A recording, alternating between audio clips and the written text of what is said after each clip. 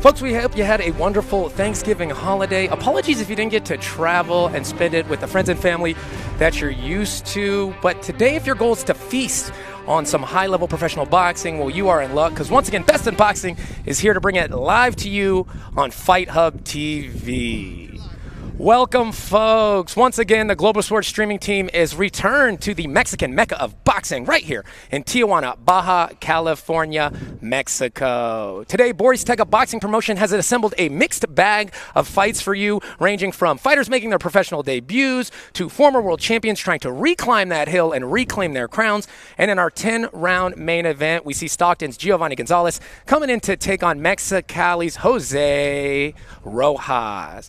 In the booth with me today is our expert analyst, Dylan Miranda. He is a native son of Mexico, now trains and fights out of San Diego, California.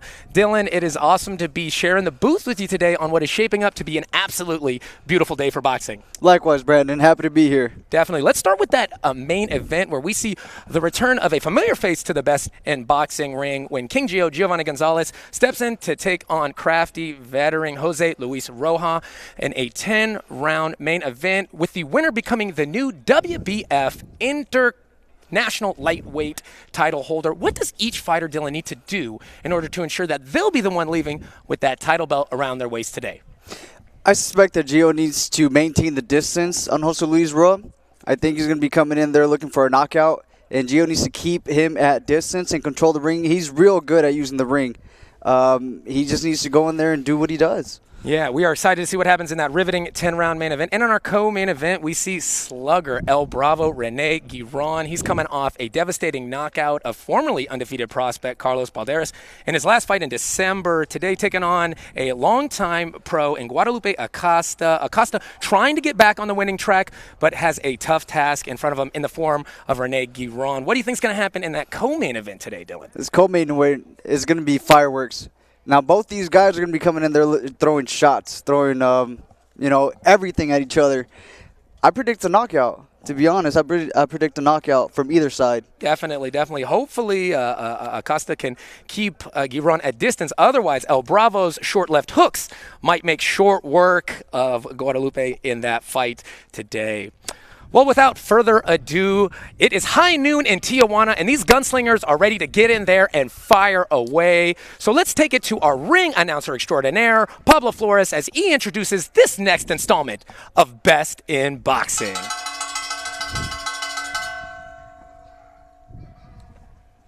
Good job. Damas y caballeros, esta es la tercera llamada. ¡Comenzamos! Y a nombre de la empresa internacional Boris Tega Boxing Promotions, les damos la más cordial bienvenida. Ahora, en esta ocasión, la casa oficial de Boris Tega Boxing. Desde el nuevo toreo de Tijuana, Don Carlos Bowser. Desde la frontera más visitada del mundo, Tijuana, Baja California, México. Este evento es sancionado por la Honorable Comisión de Box, Lucha Libre y Artes Marciales Mixtas de esta ciudad de Tijuana. Presidente Carlos Labastida. Comisionado de Boxeo, Jesús González. El jefe de servicios médicos, el doctor Benjamín Sandoval. Al frente del tiempo, César Fernández. Concertador de eventos, Raúl Montes. Sus tres jueces, Francisco Pacheco, Miguel Hernández y Carlos de la Rocha. Y su referí para este combate, de la Isla del Encanto, San Sebastián, Puerto Rico, Ángel Méndez. Ahora presentando de Tijuana, Baja California, Ulises Rosales. Making his way first to the ring for this initial fight of our next installment of Best in Boxing, Ulises Rosales, fighting out of Tijuana, Mexico, has a record of 0-2, coming in here to try to get that first W on his professional career. He's in the black shorts with the black gloves. Yeah, that 0-2 record may throw people off, but inside that ring, everybody has a puncher's chance. Definitely. You never know. That's why they always have to square off to see what's going to happen here as the referee checks the gloves and mouthpiece. Looks like Ulises Rosales is ready to go.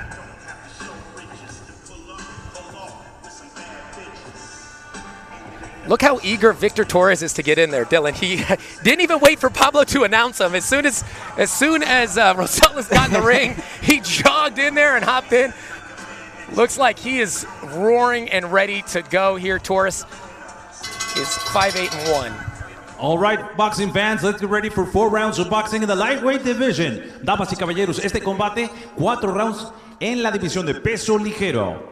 Introducing first, the fighter standing in the blue corner. He wears black solid trunks. He officially weighs in 130 pounds. Presentando ustedes en la esquina azul, con pantaloncillo color negro, con un peso de 130 libras. He stands with 2 professional bouts. Cuenta con 2 combates profesionales. Representando a Tijuana, Baja California, México, Ulises Rosales.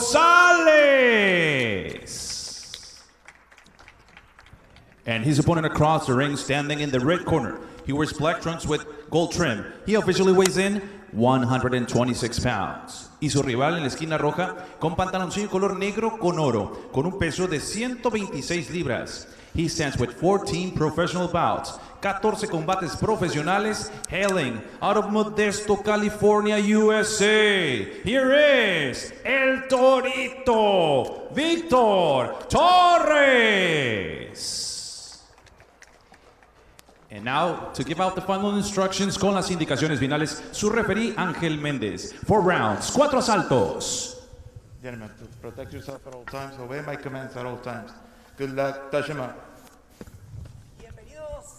All right, Dylan, we are ready to get this best in boxing party started. Victor Torres is representing Modesto, California, 5-8-1.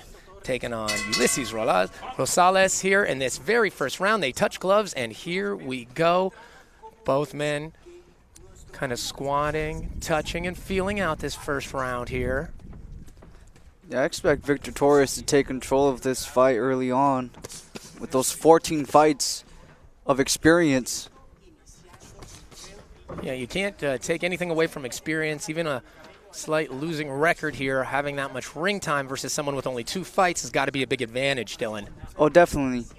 Whether it's a win or a lose, the feeling of being inside of the ring and having the people seeing you, it's reduced the more you go in. Definitely, and it looks like he is feeling confident in there. He's sticking that jab against the shorter Rosales here. Rosales got a little bit of extra weight around his belly. I wonder if Torres is going to look to maybe kind of tax that body early on, try to take away the legs here of Rosales in this first round. He's doing a good job at maintaining that distance. He's throwing strong shots, but not too close to where he's smothering them. Yeah, keeping his hands up high, too. Looks like he's got good defense, even when he's throwing offense. It does Torres. Oh, nice left hand from the southpaw Rosales. Now, you ever get in there? I don't. They scheduled this fight fairly shortly before today, and so I don't know if he had much time to study his opponent.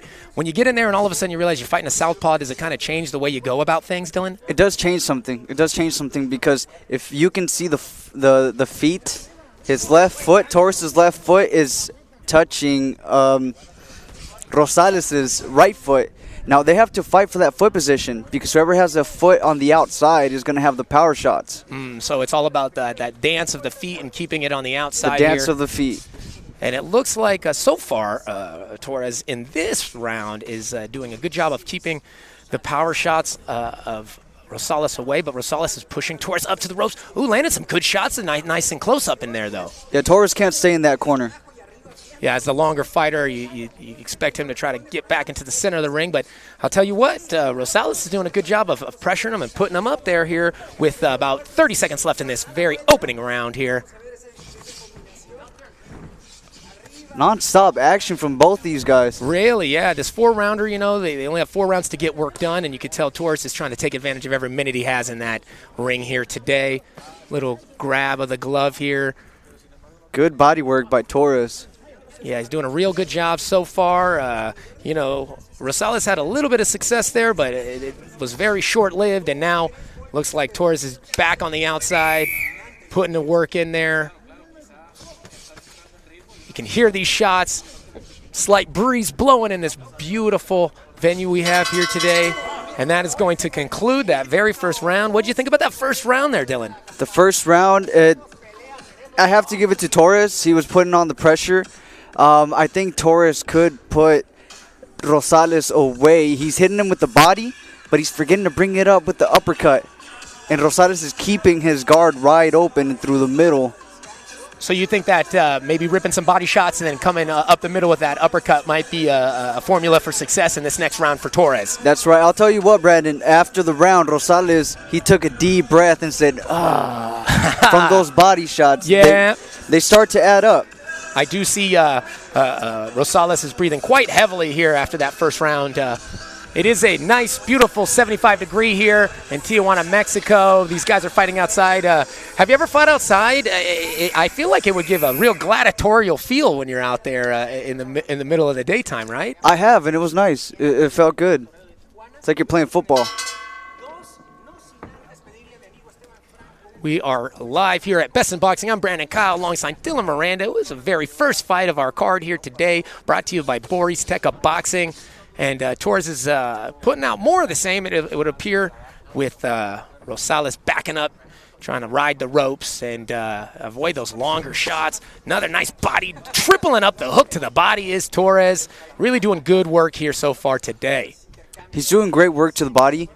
I would like to see him keep a little bit of distance because he is longer, so getting too close is going to smother your punches. It takes away the power.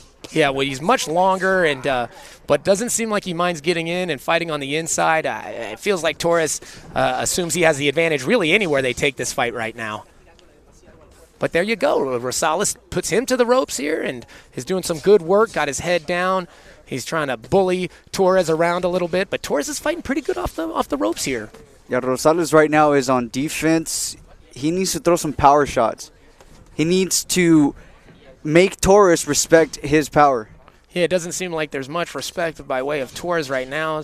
So he's just kind of doing whatever he wants. He spun himself off the ropes, and he's back to doing that body work. Nice that was body a good shot. Body yes, shot. It was. And you could see Rosales kind of dip down afterwards and grimace almost as if like, yeah, that one started to have its effect. It was right on the liver there. Oh, yeah, he felt it. Oh, but, there you go. And you see a little bit of that uppercut action you wanted earlier on from Torres here as he allows. It almost seems like he's allowing Rosales to push him to the ropes just so he can fight off of him here and push him back again. You start to see the eyes lose a little bit of that fury as far as Rosales is concerned. Starts to look a little bit more concerned than he does look aggressive here as he's taking and eating multiple shots here from Torres in the corner. Rosales is taking damage, Brandon, but he doesn't seem too worried about it. It doesn't seem like the punches are really putting that much of pain. So what he needs to do is he needs to multiply the amount of punches to get the referee involved. It doesn't look like Rosales has any quit in him. But that was a nice right. Oh, and another one. And another nice right. Oh, and another one. And another one. Oh, and 4 in a row. It looked like he was heat-seeking right there. And barely missed. Oh! And right when I say he hits another body shot and puts Rosales down on one knee. Referee giving him that 8 count. I'm not sure by the face of Rosales. It almost seemed like he stood up, but he didn't want to. Oh, he's backing up to the ropes. God, he's using the ropes. And that is going to be the end to this very first fight. Victor Torres, victorious. Great job by Torres. And it was those body shots that he started right from round 1. And again, we assume, it was a short notice fight. Maybe Rosales, judging by that little extra weight around his belt line, might not have been in his absolute tip-top shape for this one. And you could see Torres took advantage of that body, and it didn't take very long to culminate and put Rosales down. We are already pumped up here in the broadcast booth because this very first fight of this next installment of Best in Boxing has been a banger, with Victor Torres gaining that TKO victory over Ulysses Rosales. Very good fight from Torres here, Dylan. Oh, yeah. Torres looked great. He controlled the whole fight. Yeah, for a short notice fight, he looked like he was ready to go. Very, very nice. And for Victor Torres, not a lot of people invest in the body from round 1. And as soon as he went in there, that's what he did. that's the game plan that he had, and it worked out for him. Yes, it certainly did. It looks like we are ready to take it to Pablo Flores for our official announcement of the victor. Ladies and gentlemen, referee Angel Mendez gives the count of 10, officially at 2 minutes and 46 seconds in the very first round. Damas y caballeros, el referee aplica el conteo de 10 a los 2 minutos 46 segundos en el primer asalto. Declaring your winner by the way of KO victory. Su vencedor por la vía del knockout. Modesto, California represents El Torito, Victor Torres. El Torito with the victory here today and that opening bout of Best in Boxing. We are in his home, El Nuevo Toreo de Tijuana. Torres from Modesto, and then Ulysses Rosales here. Couldn't bring it home in front of his home crowd, but valiant effort here, and many props to both of these fighters on a nice opening bout here to get us started in this beautiful day of boxing in the Nuevo Toreo Arena.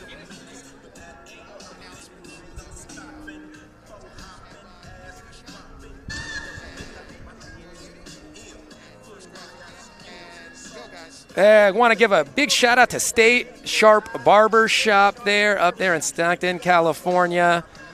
Big props to them for giving us a nice sponsorship for our event here today. Also, Tequila Pacheco, wonderful tequila here. Check them out on IG, Tequila Pacheco 1998. Also, KR27 Group, LLC. KR27 Group, LLC, sponsoring our fights here today. Also, International Flavors. Guys, if you want that Muy Rico flavor here, you got to check out International Flavors up there in the Bay Area, California. Also, DJ's Tri-Tip, the best Tri-Tip in the Stockton area, guys. Check them out on IG, DJs_Tri_Tip. Also, Tacos Don Hugo. Gotta get that taco fix. That's the spot to go. Don't forget about Combat Sports Collective, representing different fighters in different arenas of combat sports. And, of course, the Pizza Factory. Guys, if you want to get that top quality pizza action going, you got to hit the Pizza Factory. You already know. Check them out, guys.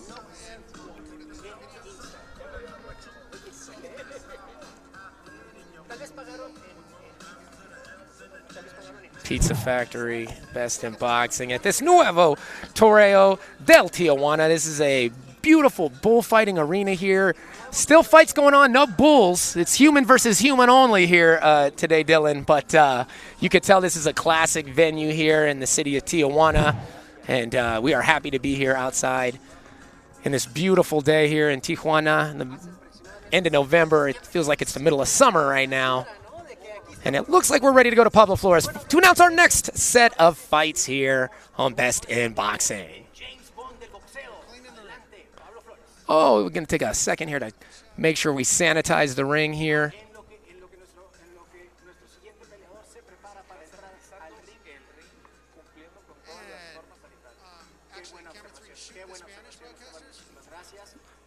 All safety measures being taken here today between each of our different individual matches. We have a full sanitation unit to come in there, sanitize the entire ring here. And we are happy to be broadcasting in both English and Spanish today for all of our Spanish-speaking viewers here. Best in Boxing always wants to cater to all of our fans here, so we've added a additional team here of wonderful Spanish broadcasters. Happy to have them on the set with us here today.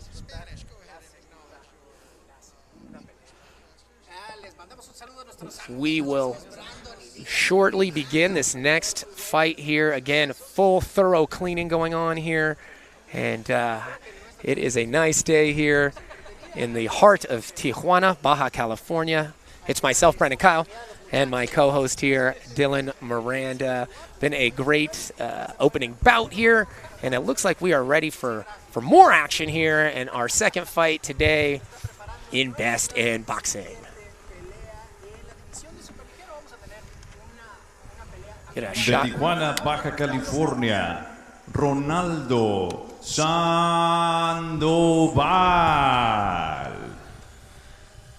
Here we go. Representing the blue corner, we have Ronaldo Sandoval making his way from Tijuana, Mexico. This will be his debut fight. First fight as a professional. 4 rounds scheduled for this super lightweight bout. Looks like Pablo's ready to announce his opponents here. Another debut fighter. From San Diego, California. San Diego, California, Isaac Rojas. That's right, San Diego, California. Not too far from here. Just a stone's throw here from the Nuevo Toreo Stadium bullfighting ring here. We have a wonderful bout scheduled with these 2 debuters. Do you remember your debut, Dylan? What are the nerves like when you make the jump finally from the amateur ranks into those professional ranks? I mean, the nerves are the same as any fight. You're gonna get in there and you're gonna throw hands with another man, but you feel it in your gut. Every step that you take into the ring, you're feeling it more and more and more. But as soon as you get into that ring, as soon as you touch gloves, as soon as you hear the ding, ding, ding, it's all silent. It's just another boxing match. It's just another fight, man. Yep. All right. Yeah, excited to see what happens. Debuters, sometimes you got those nerves. Damas y caballeros, Boristeca Boxing Promotions, en asociación con King Geo Boxing y GSS Global Sports Streaming, presentan este combate pactado a 4 asaltos en la división de peso ligero. Let's get ready for 4 rounds of boxing in the lightweight division. Your 3 judges scoring this bout in ringside. Sus 3 jueces, Miguel Hernández, Francisco Pacheco y Carlos de la Rocha. And when the bell rings, your referee in charge of the action, su referee para este combate, Ángel Méndez. Introducing first, the fighter standing in the blue corner.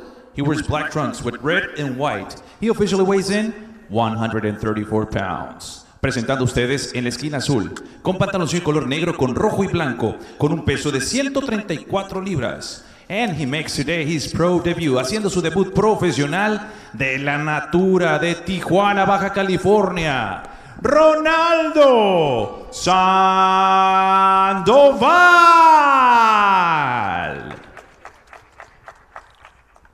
And his opponent across the ring, standing in the red corner, he wears black and white. He officially weighs in 133 pounds. Y su rival en la esquina roja, vistiendo pantaloncillo color negro con blanco, con un peso oficial de 133 libras. And also making today his pro debut, haciendo también su debut profesional.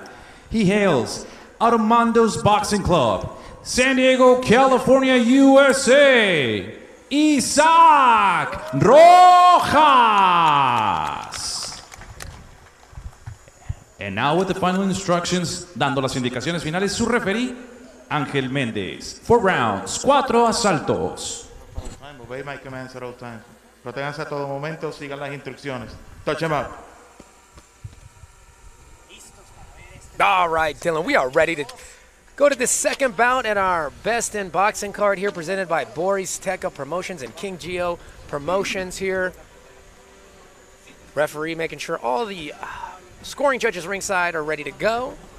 And before you know it, you hear that first professional ding-ding for both these guys, and we are underway. It is myself, Brandon Kyle, alongside my co-host, Dylan Miranda, for this second fight. Isaac Rojas is from San Diego, wearing the all-black trunks, taking on Tijuana's Ronaldo Sandoval. And man, right off the bat, Rojas is pressuring Sandoval, putting some heavy shots in there. Sandoval doesn't look like he's very intimidated, though. Got a nice high guard. Ooh, but, catching some big counters as he comes in here. Both men looking focused and prime here. Very aggressive start here for Isaac. You know what? And that might be the nerves, because you want to come in here and you want to put the fear inside of the opponent. But he should not forget that this is a 4-round fight, and you don't want to blow your whole load on the first round. Yeah, it is a 4-round fight here, and the sun is beaming down on these two warriors here. So there's a little extra heat in the ring, but tell you what, they don't need it with the way Rosales is coming forward. He's providing enough heat in that ring himself. Whoa, slips a hook and comes back with an overhand right, barely misses. These boys are they are firing away here, and they are barely missing these kill shots. I wonder if Rojas was, if he knew that he was fighting a southpaw for your debut. Yeah, again, we were talking about, as in our first fight, you know, you come in and you don't have much time to study your opponent, and so maybe he's trying to just really push and back up here. Sandoval, Ronaldo Sandoval, though, doesn't look like he's too bothered by this forward pressure. In fact, speaking of forward pressure, you see Rojas is already starting to take some steam off of that and back himself up to the ropes here. Oh, big left hook coming over the top of the guard of Rojas. He eats it well, though. Now he comes forward with a nice overhand right himself. We're seeing a classic southpaw versus orthodox banger here so far, Dylan. Oh, yeah, this is competitive. Now, Rojas seems to be taking a step back. He's waiting too much, and he can't stay in that corner. This is not like the amateurs. Big shots coming here. Yeah, no hand here, smaller gloves. Yeah, he cannot keep taking the shots. And maybe you were right. Maybe he came in with those nerves. He put a little bit too much energy in that first half of the round, and he's already fading a little bit, it looks like, in the second half of this first round. It's a mistake that, you know, it happens. Hopefully he survives to the next round. He can make adjustments. Oh. Those body shots by Sandoval, though, are going to be a factor if the fight goes on. Well, and then Sandoval now on the flip side, he has to make sure he conserves a little bit of energy because he's putting everything he can into these shots. That's right. But Rojas is going nowhere fast. He actually is able to turn Sandoval against the ropes, but man, Sandoval starts to push him back again with major shots getting landed.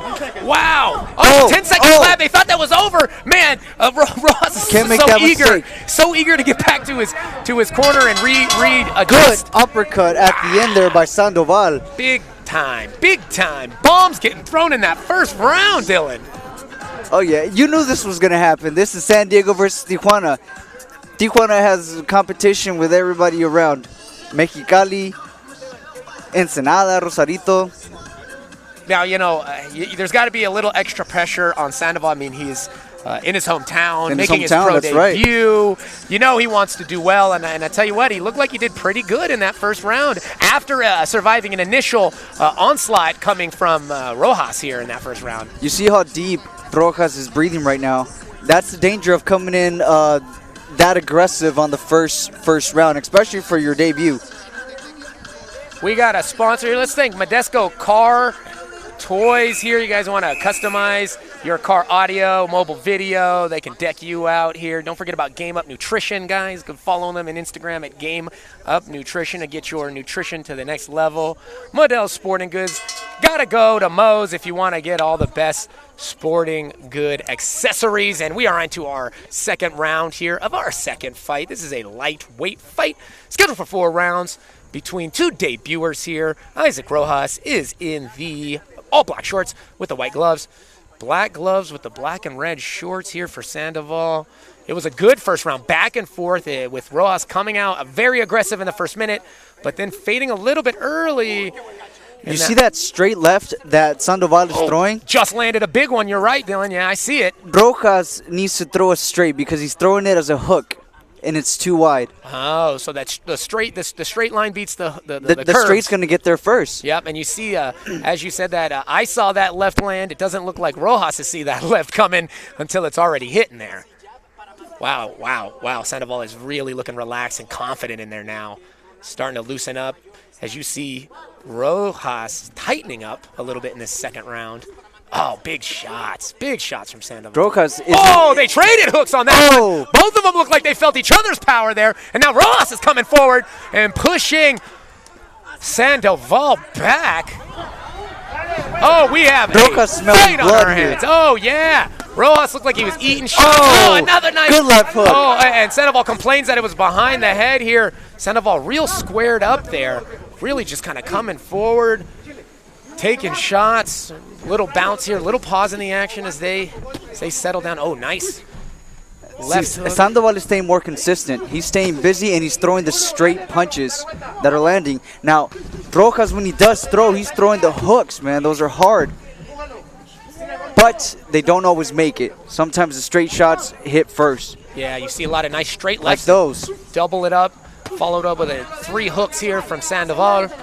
Sandoval starting to put his eyebrows together and come forward here. I think both these guys have earned each other's respect, and now they are deeply entrenched in this 4-round war they've started. Rojas is staying in front of Sandoval. That was a good left hook. Big time. He's waiting to counter on what Sandoval is throwing. And Sandoval looks tired. So this might be the time for Rojas to come in with those wide shots. Oh, man! And there he You goes. see it right there. Wide shots are coming and landing. Oh, and then Sandoval comes back, misses a big hook himself. Wow, Dylan. We are lucky to be ringside for this back and forth battle here today.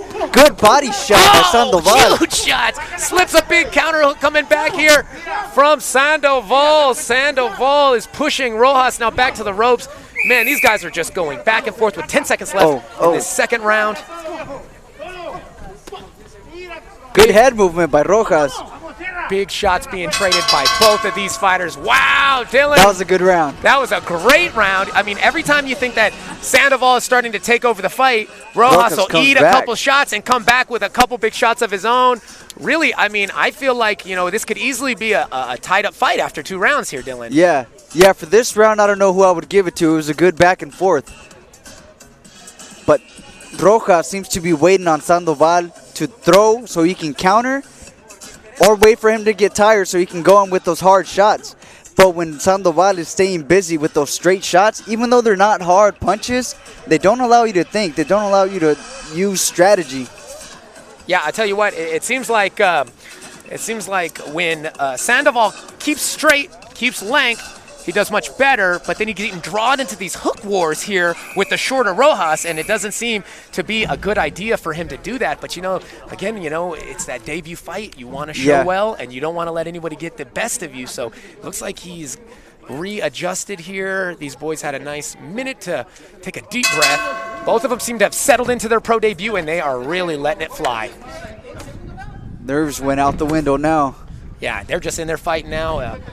Started off as a boxing match. And, another big overhand. It seems like neither of these guys wants to back down from the other one. Wow, Rojas is really coming forward now. Hooks there by Rojas. You see a little bit of frustration start to creep into the eyes of Ronaldo Sandoval in the black and red trunks.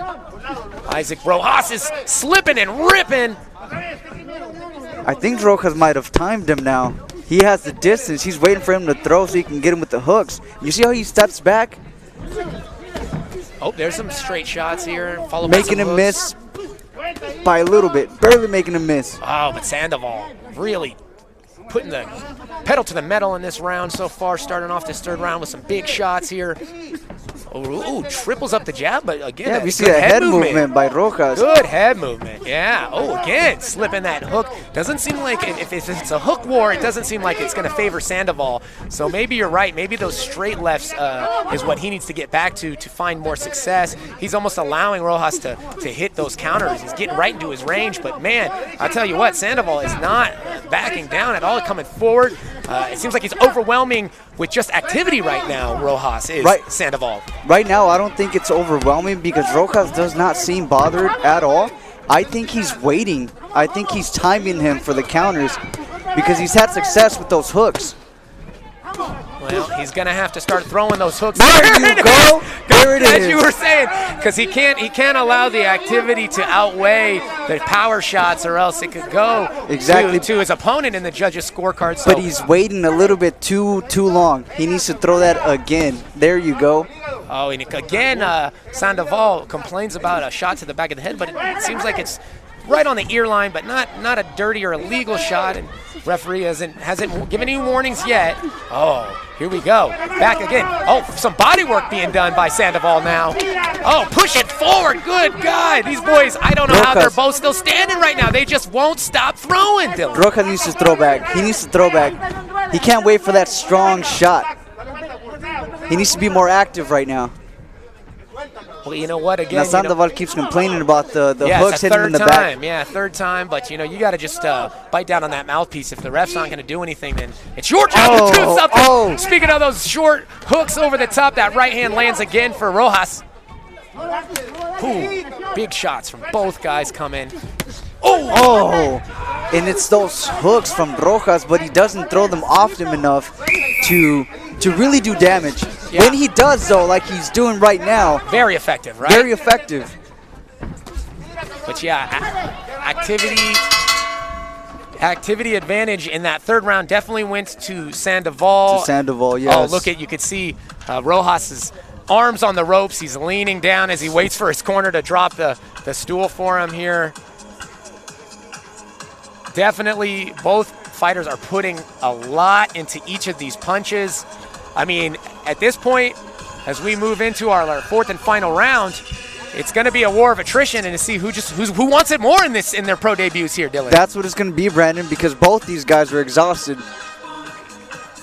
We'll see who's more conditioned here in this fourth round. You know, this is where boys are made to men here in the final round, especially in a pro debut for these young boxers. Rojas coming in from San Diego, crossing the border to take on Ronaldo Sandoval in his hometown of Tijuana. Damas y caballeros, Boristeca Boxing Promotions. And you see those hooks again. You see Rojas on the ropes kind of slipping, trying to rip. Big activity here from Sandoval. You see the weathering here of Rojas, and we go into our fourth and final round of this 4-round lightweight bout. Oh, a little timeout, maybe equipment issue. Mouthpiece. Yeah. Got to get that mouthpiece in there. These boys are so eager to get back out there. Whoa! But hey, the way these guys are throwing shots, mouthpieces are absolutely necessary here, definitely. Dylan. Rojas is over there throwing rocks practically. Yeah, that debut nerves, still nerves showing on these guys' debuters. A little rookie mistake there, but they both have their mouthpieces in, and they're both using them right now as they exchange shots here. But man, Sandoval seems to be pushing. He wants to push. He wants to show. Sandoval seems comfortable. Yeah. He's going in there. He must smell something because he's going in for the kill. Maybe his corner said, "Hey, guy, this guy's tired. starting to get tired. Let's Yeah. push right now. Try to. The dam might be cracking. Maybe we put a little pressure, and the whole thing will burst right now for Rojas. But I tell you what, man, you got a guy like Rojas slipping and ripping those counters back to you like that. Good Then left hook by it's Sandoval. tough to go in there and try to finish the job against a guy like that. But look at Rojas needs to Sandoval. move. Keep throwing in the phone booth here. Oh, these boys are exchange. back and forth. Everything they got here, everything they got, they're laying on the line. Wow, we are really seeing a show of heart from both of these fighters here today in their pro debuts. And the pressure that Sandoval is putting on Rojas right now is what he needs to do. Man, the referee breaking him up is the only lull in the action so far in this fourth and final round. You see Sandoval's coach is up there pleading for him to go forward, be aggressive, try to take this from Rojas. You don't know what it's going to look like on the judges' scorecards right now. Sandoval is trying to really end this fight on a high note. A nice hook to the uppercut combo there. They are shoulder to shoulder, going back and forth. Big hooks coming back from Rojas. Sandoval can take advantage right now because Rojas is breathing through his mouth. He is tired. Sandoval needs to stand a little bit more back, give himself distance, and go in with some hard shots. But that's easier said than done. Right now, he is exhausted. Yeah, both of these guys got to be tired with the output that they've been giving in these 4 rounds of these debut here for both of them. Oh, there's some more head movement, but man, he's got to be careful dipping his head down there. It looks like Rojas is just trying to survive the onslaught right now of Ronaldo Sandoval. Sandoval needs to throw more punches. Just quick little punches. Make the ref see that Rojas is not responding and the fight's over. Yeah, you know, one final flurry could be the difference. But, you know, every time there's any second to breathe for Sandoval, Rojas is throwing big counter hooks back his way. Rojas comes back, that's right. You know, he's doing just enough. But, man, you could tell that he is really starting to wear the punches here. But big, even the last 10 seconds of this fourth and final round of these guys' debut fight here. Rojas swings and misses. Big counter hooks coming back from Ronaldo Sandoval, and we have We have been treated to a wonderful boxing war here today in Tijuana, Mexico. These two debuters, they did not disappoint. You know, sometimes you're not sure of the level of boxing you're going to see here. We saw good boxing. We saw great heart. We saw great fighting here, slugging it out here in that fourth and final round, Dylan. I mean, that's a tough one to call, but it really seems like Sandoval had more juice in those final rounds. That's right. I think he had more activity, more punch output, but congratulations to both Isaac Rojas and Ronaldo Sandoval. It's not easy stepping into that ring, especially during COVID season. Yeah, I know it's sacrifices everyone has to make to be able to just compete in these trying times here. But I tell you what here, I know it's cliche, but win or loss, both of these fighters' stock is going to go up after this fight. Here's that replay of that final round here. Both guys just literally almost like they were tied together by a rope. They would not separate. They just keep throwing. There's Sandoval, even though he's the longer fighter, just willing to step in and engage back and forth. Look at the hooks from Rojas. Man, no quit in that guy here today. Putting it back and forth, man. We're watching a bar fight. Yeah, seriously. A 4-round professional bar fight. Man, makes you a boxing fan to see a fight like that here today, Dylan. That's right. Big props to both these fighters.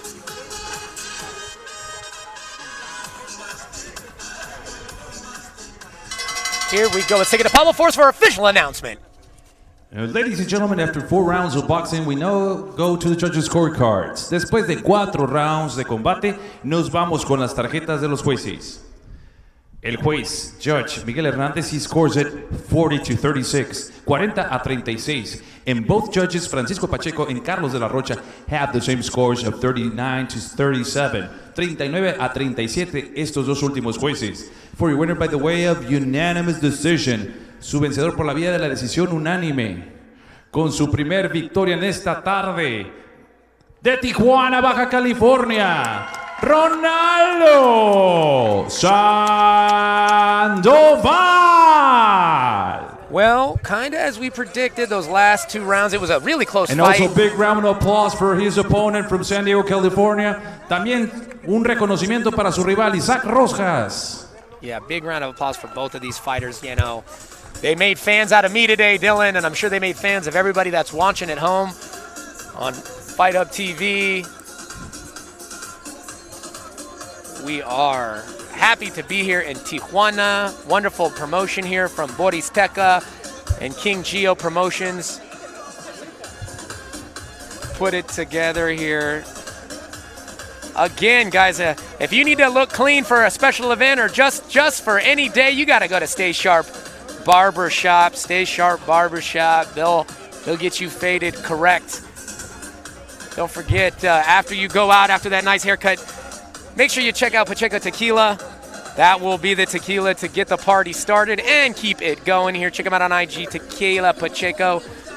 And, of course, KR27 Group, LLC. Got to thank them for their wonderful sponsorship of today's event. And DJs are international flavors. The best flavors in the Bay Area, guys. Check out International Flavors. And make sure you check out, speaking of flavor, DJ's Tri-Tip. DJ's Tri-Tip, helping to make sure this event could be possible here today at IG's DJs_Tri-Tip. Don't forget Tacos Don Hugo. Check them out at IG Tacos_Don Hugo. Go check out some of those pictures, get your appetite up. Don't forget about Combat Sports Collective, of course. All your combat sports representation needs there. Check them out, combatsportscollective.com. And after the fight here, I think I'm going to get some pizza. I don't know if they have pizza factories here in Tijuana, but if you have a pizza factory in your hometown, you got to make sure that's the place to get it. That's the place to get your pizza fixes here. And we are so happy to be here at this beautiful venue at Best in Boxing. Has been one of my goals since I started watching boxing, not fighting. But it's been one of my goals to become a boxing promoter. you know, I see a lot of these fighters, they don't have any help, any proper advice. And I've learned a lot throughout the years. So my goal is just to help out these fighters and, you know, look for that superstar in boxing, your next superstar. Being a promoter and also being a fighter and having my first event as the main event is, you know, it's off the bucket list, you know, and it's pretty dope because it's my first event. I'm able to do this as my first event. You know, it's boxing, you know, and it's a beautiful sport, and I just want to, you know, be able to showcase my talents to the world, and also as a promoter, look for fighters that don't have that opportunity. Like I said, my goal is just to look for those fighters that are very good, but they don't have that proper advice, and promote them as well. Personally, it's not a challenge to me promoting and training at the same time. There's 24 hours in a day, and there's a lot of things you can do. You just got to be disciplined. You just can't be, you know, half-assing it. If not, you're not gonna do well on either side. At the end of the day, not just anybody can be a boxing promoter or anything. There's a lot of fighters that have tried it and they haven't succeeded just because that's, you know, unfortunately that's all they are. They're a fighter. They don't have that business mentality. This is not my first business path in my life. I've done a lot of businesses in the outside of boxing, and but like I said, boxing is just my next path currently in my career. Huge thank you to Saul Reels for letting me co-promote with him. He's a really good friend of mine. I met him a couple years ago. He's just in it like me. He's doing it. He's trying to help out, get this exposure to people through Best in Boxing, Global Sports Network, Fight Hub. He's just trying to get all this exposure to people that don't know these fighters and possibly give them that big break in their career. Saul is a very great friend of mine, and I'm looking forward to co-promoting this event tomorrow with him. Let's take a look at our tail of the tape for our next fight. It is going to be an exciting 6-round fight between Karina Moreno and Naomi Reyes. Moreno, 39, has quite a few years on the 26-year-old Reyes. About the same height. Reyes has a 1-inch height advantage.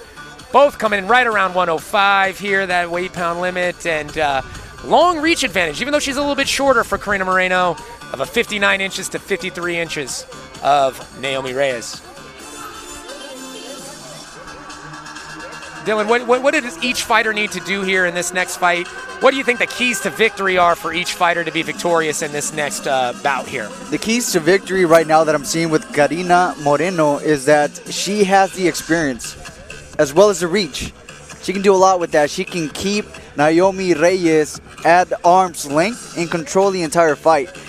However, if Naomi Reyes wants to win this fight, she has to get close, she has to make it dirty, and she has to go and hurt Karina on the inside. And let's take it to Pablo for our next ring announcements. Oh, no, we are going to wait a second, and we're going to give you the rules first. This is a no standing 8-count fight, no 3 knockdown rule. Only the referee can stop the fight, and fighters cannot be saved by the bell in any round. The fight will become official on the scorecards after the 4th round.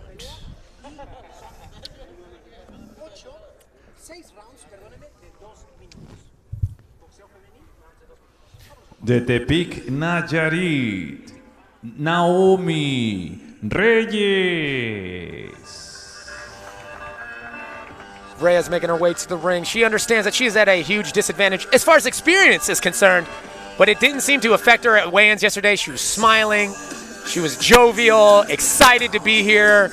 I mean, I talked to her after weigh-ins, and she said, you know, she is not intimidated by the former 5-time world champion Karina Moreno at all. She says, I'm a human, she's a human. I'm going to feel her punches, sure, but she's going to feel my punches as well. California, Estados Unidos, Karina Moreno. And like I said, former 5-time world champion Karina Moreno. She's got so much experience in that ring, over 30 fights. And she expects to use that experience, like you said, she needs to dismantle her opponent here today. And we will see if the former world champion can do just that in this 6th round. 3rd fight. Damas y caballeros, Boristeca Boxing Promotions en asociación con King Geo Boxing y BIB, The Best in Boxing, presentan este encuentro pactado a 6 rounds en la división de peso paja. 6 rounds of boxing in the strawweight division. Your 3 judges scoring this bout in ringside. Sus 3 jueces: Francisco Pacheco, Miguel Hernández y Carlos de la Rocha. And your referee in charge, su referee para este combate, Ángel Méndez. Introducing first, the fighter standing in the blue corner. She wears black and gold. She officially weighs in 105 pounds. Presentando ustedes en la esquina azul, con pantaloncillo color negro con oro, con un peso de 105 libras. In 9 professional bouts, he stands with a record a near perfect one. 8 victories, 1 lone defeat, and 5 of those victories coming by the fast way of knockout. Presenta un récord de 8 victorias, 1 derrota y 5 de esas victorias por la vía del knockout. Representando a su natal Tepic, Nayarit, la Chapita, Naomi Reyes.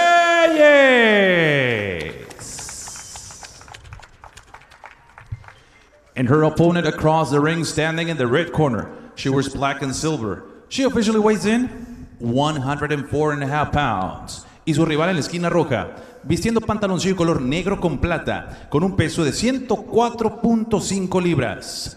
In 31 professional bouts, she stands with a record of 25 victories, 6 defeats, and 6 of those victories coming by the fast way of knockout. Presenta un récord de 25 victorias, 6 derrotas, y 6 de esas victorias por la vía del knockout.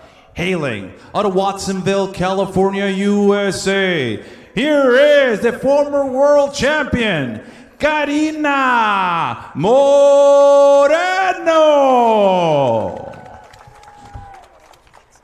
And with the final instructions, your referee in charge, para dar las indicaciones finales, su referee, Ángel Méndez. 6 rounds, 6 asaltos. A todo momento. Muy buena suerte. Entonces,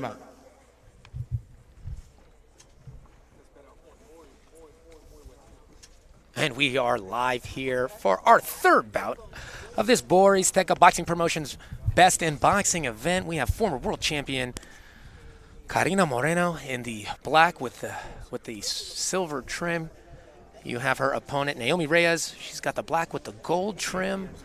It's silver versus gold here in this 3rd 6-round fight scheduled. And the first bell is underway, and right away, looks like Reyes is trying to initiate her lack of intimidation by sticking that jab, landing that cross. Moreno dancing around, right into that hook range, and they are trading hooks back and forth already here, Dylan. That's right, and you know something, Brandon? That could intimidate somebody, Karina Moreno's record, but it can also inspire somebody like Naomi Reyes to say, this girl has experience, this girl has what I want, I'm going to go out there, I'm going to get it. So victory would be even more important for an opponent like this, right? That's right. So sometimes when there's a match-up like this, Naomi is going to come out looking her best, her very best. Really try to put her foot down and prove she belongs in there, first of all, and earn respect of the former world champion, Karina Moreno. And as we see right off the bat, she's coming in there and showing that she's not afraid. She's earning that respect from Karina.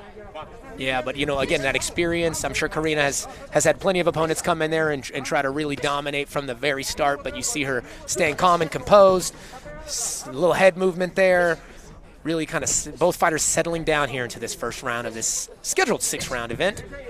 You have to think about the debut, the fighters that we saw debut, where they come in real excited and they blow their load on the first fight. Yes. That can happen with Naomi. She needs to control the pace. Karina's more calm. You see her more, she's so comfortable in there. She's analyzing. She's letting her throw. She's grabbing. It's a 6-round fight. So, yeah, that's a lot of time to do work. But keep in mind, folks, that the female professionals go for 2-minute rounds as opposed to the male 3-minute rounds. So they really have to put in some work in those 2 minutes to try to leave an impression on the judges.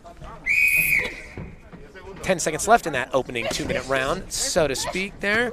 And both girls are showing that they are not intimidated and that they are in there to fight here today, Dylan. As Moreno, this is a good round for both. I thought so too. That was a back and forth round, probably a tough round to score.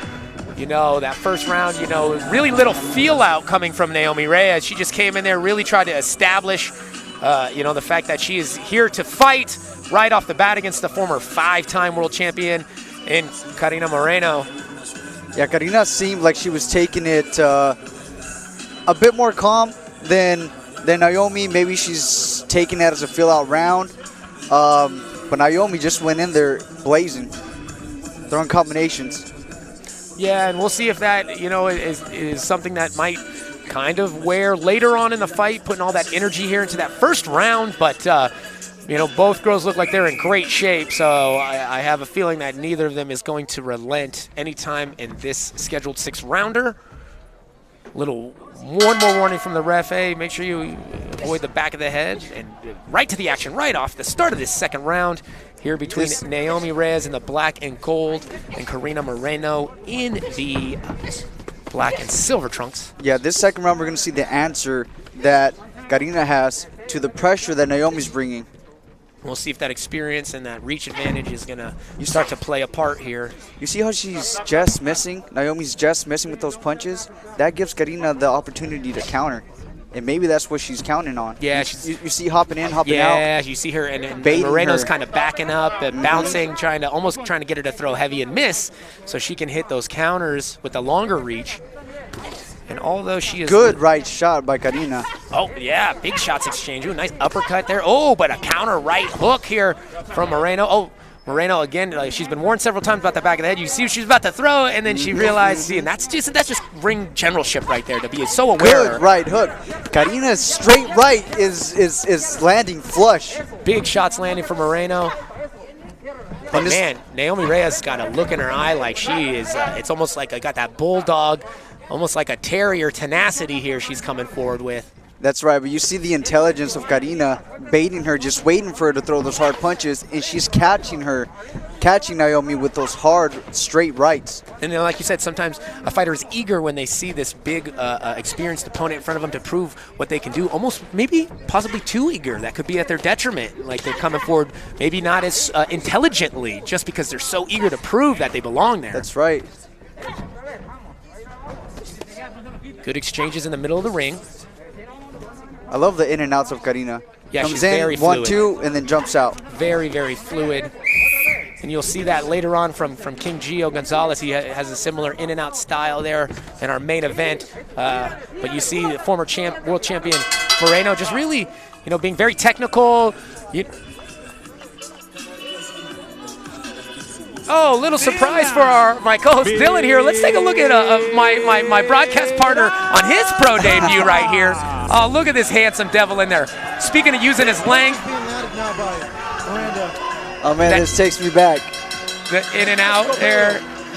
Yeah, was that experience like your pro debut there for Best in Boxing? I'm gonna tell you, I'm gonna tell the public, it's scary as hell. But as soon as you get in there, you go to work. That's right here. Yeah, you'll always remember who you shared the ring with that first pro fight, right? Oh yeah, I remember the referee, everything. Nice. And there he is today, the one, the only Dylan Miranda here. He's calling fights here. Happy to have him in the booth here. Take the trip here from San Diego. Right on, Dylan. Glad to have you. Honored to be calling these fights here with you. We are ready to head into the next round here, the third round of this scheduled 6-rounder between Naomi Reyes and the black and gold as she takes on former 5-time world champion Karina Moreno in the silver and black shorts. You see Naomi throwing a lot of punches, but she's very close. I'm not sure if those punches have power in them because she's smothering them. Now when Karina throws, she's throwing at a distance. She's throwing with some weight on those punches. Yeah, you see very aggressive is Reyes, but yeah, very sharp and technical is Moreno. It's a good stylistic matchup here. It is. You see almost like a bull charging and a matador kind of avoiding and countering shots here. Oh, that was a good left hook by Naomi. Yeah, Karina Moreno eats a right hand from Reyes. Yeah, Moreno took a long layoff. She had multiple injuries. She was out of the ring for about 6 years. She is. This is her third fight on her comeback tour here. She's 2-0 since she's returned to the ring and looking to make it 3-0. She said she wants to climb the hill again and try to regain her world titles. And she's doing a good job here. But, man, she is not have an easy task with Reyes continuing to come forward. But as far as wearing it on their face, you see Reyes with a huge knot swelling under the right eye right now, probably from those counter shots coming from Moreno.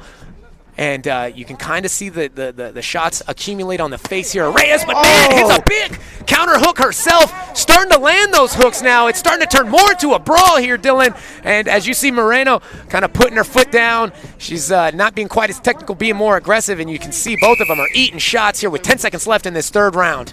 You know, like Mike Tyson says, everybody has a plan until they get punched in the face. Sometimes your plan is to back up. Sometimes your plan is to come forward, and it looks like both these girls, whether the plan was to come forward or not in the beginning of this fight, they're both coming forward and throwing bombs right now. So we see Karina Moreno in the corner looking calm, looking poised, no real stress in her face here as we go into this fourth round, talking with her corner, just really relaxed. Just, you know, another day at the office so far here. You see, yeah, the calmness that Karina Moreno is wearing is great. That's what you expect from somebody with the experience that she has. But you know what? Naomi has been going in there, and she's been in Karina's face the entire fight. I'm sure that's the game plan that they had, and they're. And let's see, speaking of that back and forth action, let's take a look at that replay real quick. As we enter our fourth round, these girls finally said, let's just draw the line in the middle of the ring here and throw bombs. And you can see both of them going with everything they got here. Wow, what a wonderful third fight we have here at Best in Boxing. And we are underway. Myself, Brandon Kyle, here alongside Dylan Miranda, as we see former 5-time world champion Karina Moreno taking on a scrappy, up-and-coming professional in Naomi Reyes. You see, again, Reyes is not looking like she's tiring at all from all this output, but you see Moreno starting to land more and more, but also you see Reyes landing some big shots that she wasn't landing early in the fight, Dylan. Yeah, and one of the changes that I'm seeing is that Moreno was walking backwards before. Now she's the one putting on the pressure. Maybe feels a little bit more comfortable now. She's kind of felt the power of Reyes. Maybe feels comfortable kind of taking shots and taking more risks to come forward and be aggressive here as we walk into the second half of this 6-rounder. Well, Naomi Reyes definitely reduced her output. She was going in there with throwing flurry after flurry. Now she's being a bit smarter, a bit more strategic with the punches that she's throwing. Yeah, you know, you eat a bunch of punches. As I said, that hematoma starting to swell under the right eye of Naomi Reyes. Maybe she's starting to feel those punches landed by Moreno in the last 3 rounds, and she's starting to rethink a little bit of her strategy. She put so much pressure on in those first 3 rounds. Moreno's able to eat those shots and make her miss and make her pay, but both girls are taking a lot of damage here, trading back and forth in this 6-rounder. And Karina's landing that straight right.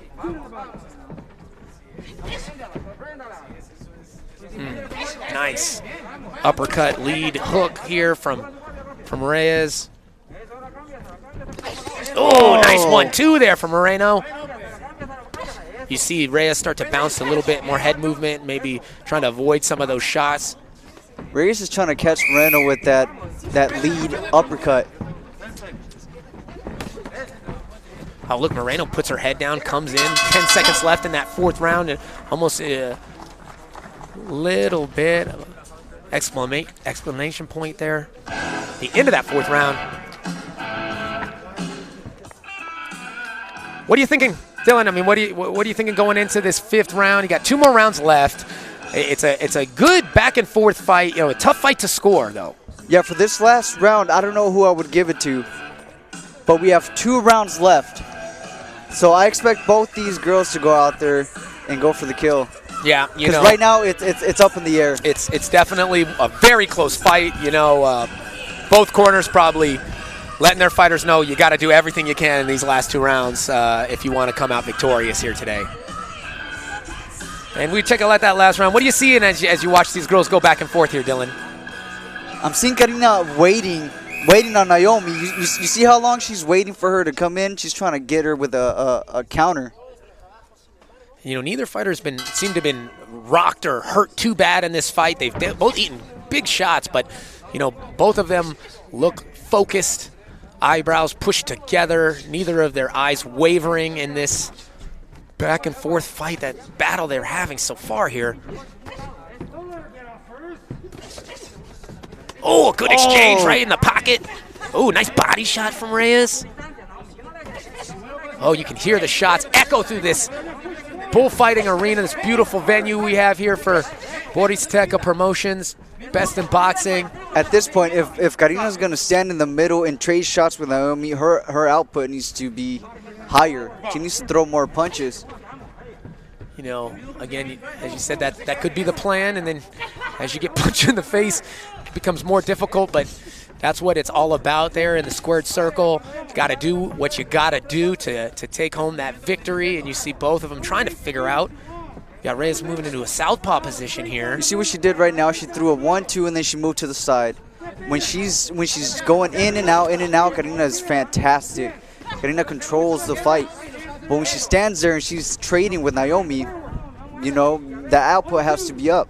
She's giving her opponent a chance to outwork her here at close range. Oh, speaking of outwork, nice counter after the body shot of Moreno.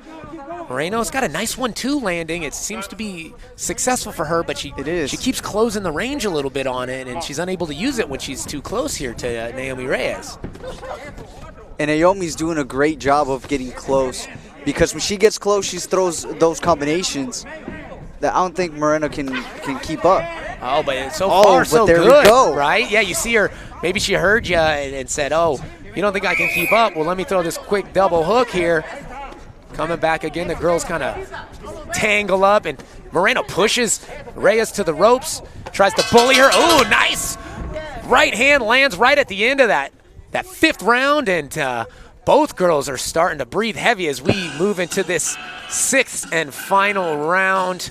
I mean, you're exhausted, you're going into the final round. What are you thinking as a fighter, trying to get yourself, what do you tell yourself to motivate you to go out there and give everything you got when you might not have much left? See, now that's going to depend on what the coaches tell them.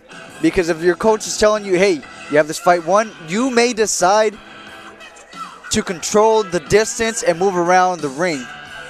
Now, if you're losing, you go in there and you're throwing everything. Yeah, and here's that replay, Dylan. What are you seeing going on in this fifth round here, this war between Reyes and Moreno? I'm seeing Karina doing what she's been doing the whole fight, which is jumping in there, throwing combinations, then jumping out. Now, Naomi, she's throwing combinations the whole time. Damas y caballeros, este es el round número 6. El último round, ladies and gentlemen, this is round number 6. Your final round. Yeah, what are you thinking, Dylan? I mean, it's a tough fight to score, but I mean, I know you're not a judge, but in your opinion, what do you think's going on going into this sixth and final round? In my opinion, to be honest with you, I think both girls had their moments, so I would put this fight as an even fight. Yeah, it could definitely be a tied-up fight, or 2 rounds to 3 rounds going into this. So this round, it could just be important. You don't know which fighter has the advantage right now. They're going to be throwing shots till the end. I absolutely believe that is going to be the case. Little tangle up here. Referee breaks him up, and we're back to the action. We are 40 seconds into the final 2 minutes here between former world champion Karina Moreno and up-and-coming challenge of Naomi Reyes, trying to show that she can keep up with the queen in there, and Moreno trying to reestablish. Oh, that was a herself. Good right hand by Naomi. And big right hand from Naomi, as you said. Oh, a nice right hand, little clip of the chin there from Moreno. Starting to see the shots wear on both of the faces of these fighters in there. Yeah, right. Ooh. 39 years old. What a spectacle to see someone box at this level after so many fights and so many years in the ring here. Ageless wonder is Moreno as she comes forward and lands big shots on the much younger Naomi Reyes. Oh, nice exchange here in the pocket of hooks. Oh, you can still hear the pop of the shots from Reyes. Still has plenty of energy and plenty of mustard on those punches coming from Reyes. But Moreno just keeps coming forward, tries to land a big overhand right of her own. Tight guard from both fighters. Oh, Oh, nice slip and rip there from Reyes. Switches into southpaw. She's been doing that these last couple of rounds. Maybe trying to give a different look. And here we go, Dylan. 10 seconds left. This sixth and final round between these two amazing warriors so far here. Back and forth as they hook as they finish the very last bell. Dylan, I would hate to be a judge for this fight. I mean, how do you score this one, man? I mean, so many exchanges, so many back and forths. It's just got to be difficult to try to figure this one out. I don't envy them, but you know what? I hope everybody at home got to see this fight. This was a non-stop action fight from the start. Been great fights all card, and continuing here as we see former world champion Cristina Moreno in a tough battle against this up-and-coming pro, Naomi Reyes. Huge challenge for Karina, too. Even though she has all the experience, she does have the age as well. And I believe she's coming off two knee surgeries. Yeah, big-time issues for her. That's why she took that long layoff. I asked if she was retired. Are you retired? Did you retire during those 5-6 years you didn't fight? She said, battling injuries, thought I was going to do MMA, kept getting hurt, one thing after another.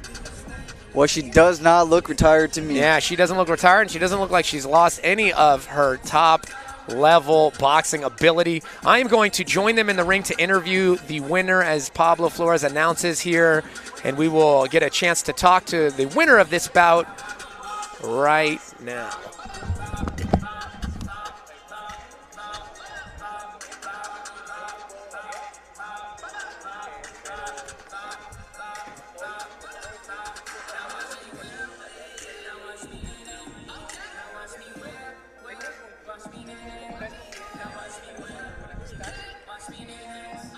Huge shout out to King Gio Promotions and Boristeca Boxing for bringing us boxing fights with the proper sanitations. As we take it to Pablo Flores. And ladies and gentlemen, this bout has gone the distance of 6 rounds, and now we go to the judges' scorecards. Después de 6 rounds de combate, nos vamos con las tarjetas de los jueces. El juez, Judge Carlos de la Rocha, he scores it 59-55, 59-55. And judges Francisco Pacheco and Miguel Hernández have the same scores of 58-56. 58-56 coincidieron estos últimos dos jueces. For your winner by the way of unanimous decision, su vencedora por la vía de la decisión unánime. Puritita Team La Chapita de Tepic Nayarit, Naomi Reyes. A big round of applause for her opponent. También un fuerte aplauso para su oponente de Watsonville, California, Karina Moreno. Well, that's the decision that we had predicted over here at our table. You know, Naomi had the output. Karina was a real smart fighter throughout the entire fight, using that jab, throwing straight right hands. Guys, I'm here with your winner, Naomi Reyes. Naomi, that was an incredible battle. I talked to you yesterday. You seemed like you were excited. You knew that she had a big experience advantage, but you said you looked at it as an opportunity to show what you can do. Ayer que estábamos platicando, hablamos de la experiencia que tenía tu oponente frente a ti y bueno, cuéntanos. Bueno, yo ahorita soy la más feliz, emocionada. Yo sabía el nivel de esta peleadora, sabía la experiencia que ella tenía y claro, por supuesto trabajé muy duro, muy duro en el gimnasio para poder ganar esta pelea. Esta pelea se la quiero dedicar a toda mi gente en Nayarit, sobre todo a todo México que me está viendo y pues excelente y muchas gracias también a la poca afición que vino hoy. Muchísimas gracias por el apoyo. I'm really happy. I worked really strong for this fight. I know her experience, and I want to dedicate this fight to all my fans from Nayarit. Now, you came in there very aggressive. It looked like you wanted to prove right away that you belong in that ring with her. But she was crafty. She was able to start to move more and land her own punches. I see you got a little swell on the right. Was there any time where she hit you with anything that made you kind of take a step back and rethink your approach? Vimos que estaba muy fuerte tu oponente y que te comenzó a boxear. Tenías, digamos que la pelea se fue un tanto complicada en ese sentido. ¿Algo que tú quieras añadir a eso? No, pues yo sabía, otra vez te repito, sabía la experiencia que tenía mi peleadora y pues lo único que hice fue hacer pues el trabajo que sé hacer. Al final de cuentas digo, pues aquí arriba del ring somos ella y yo, y si mi estrategia de repente no funciona, yo tengo que hacer mi propia estrategia arriba del ring. Y así fue como trabajé con mi inteligencia, sobre todo, que ese es mi don más fuerte, se puede decir. I know about her experience. I know we work a lot about strategy-wise, and well, we managed to pull this out. Yeah, great performance. Me and my co-host Dylan were just loving it as we watched the fight.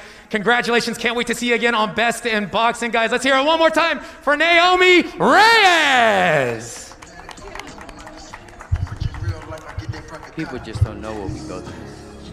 All the time away from family, hours of road work, fighting through the pain of training. You know, people just don't understand how tough this life is. People ask me then, why do it? Simple. I want to be the best in boxing. Follow Best in Boxing on YouTube, where the future stars of boxing fight.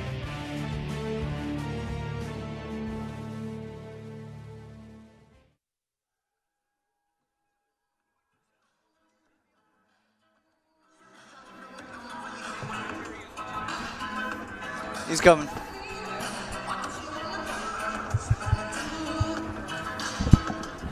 And we have the tail of the tape here. Look at the tail of the tape here, guys.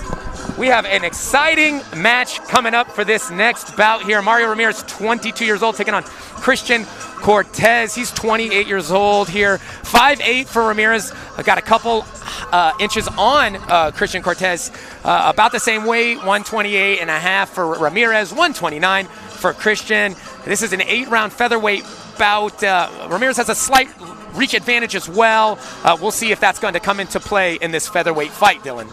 Yeah, good reach and good height advantage. But as we saw Canelo versus Smith, you know, sometimes that height could be a disadvantage because Christian has all that body open to him. We'll see if he could take advantage. You know, so you're speaking of taking the body of Ramirez. What are the keys to victory for Ramirez as far as making sure that he doesn't get hit with those big body shots? Ramirez is he's a smart fighter. We've seen him multiple times here at Best in Boxing, and he needs to go in there and box how he usually boxes. Real smart, keeping distance, using those straight punches. The straight right that he throws is tremendous.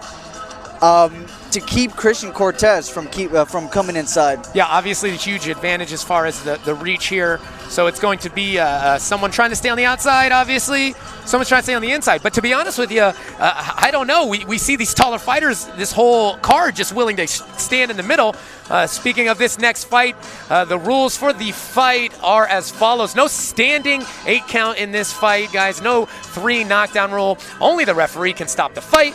Fighters cannot be saved by the bell in any of the rounds here, and the fight will become official in the scorecards after the 4th round is completed. And excited about this one. I know there's been a buzz about this one. I know we've seen Mario Ramirez before, and then the Best in Boxing crew and everyone associated with the team here at GSS Global Sports Streaming has been talking about this fight as one of the fights that they've highlighted for potential fight of the night action going on. Again, we're cleaning out the ring to make sure everything is nice and sanitary. I'll tell you why, Brandon. I'll tell you why they're so excited for Mario Ramirez, because even though he is a tall fighter, and I'm saying he needs to keep that distance, that doesn't mean he has to fight backwards. He comes forward, he puts on that pressure, he just doesn't smother them, so each punch that he throws has a possibility of knocking you out. Yeah, we've seen he does well to the body himself, does Ramirez. So we might see a little bit of war of those body shots here. De Puerto Vallarta, Jalisco, México, Cristian Cortez. Christian Cortez coming in, got a wealth of experience. Not the best record, but as you said earlier, at 6-18-3.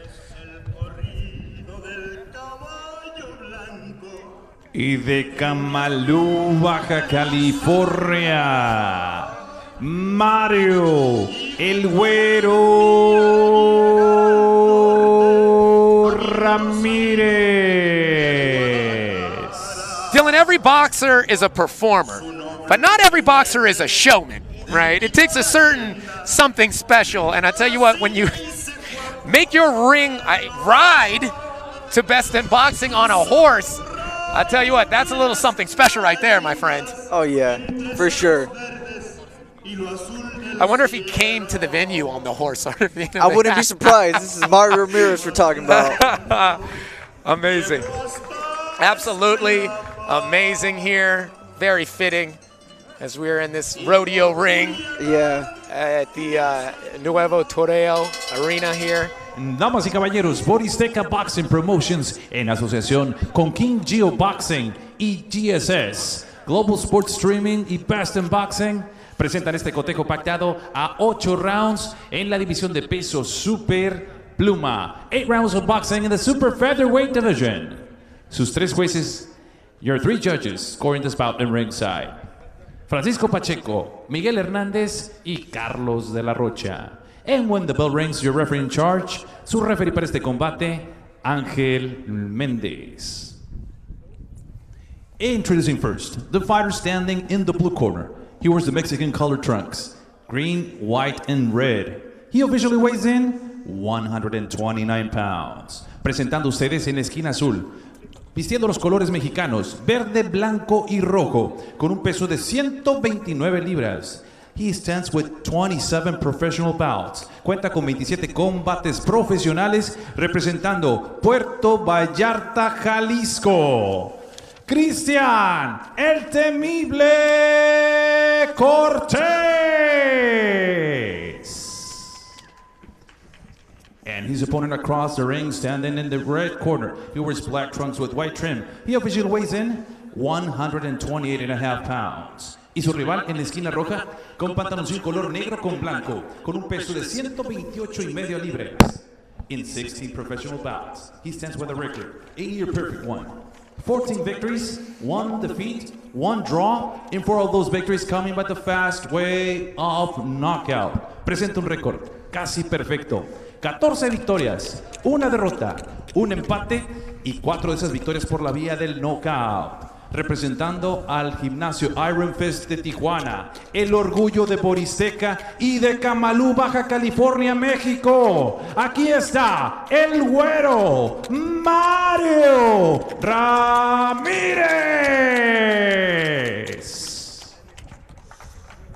We are ready for... And now giving the final instructions, your referee in charge. Para las indicaciones finales, su referee, Ángel Méndez. 8 rounds, 8 asaltos.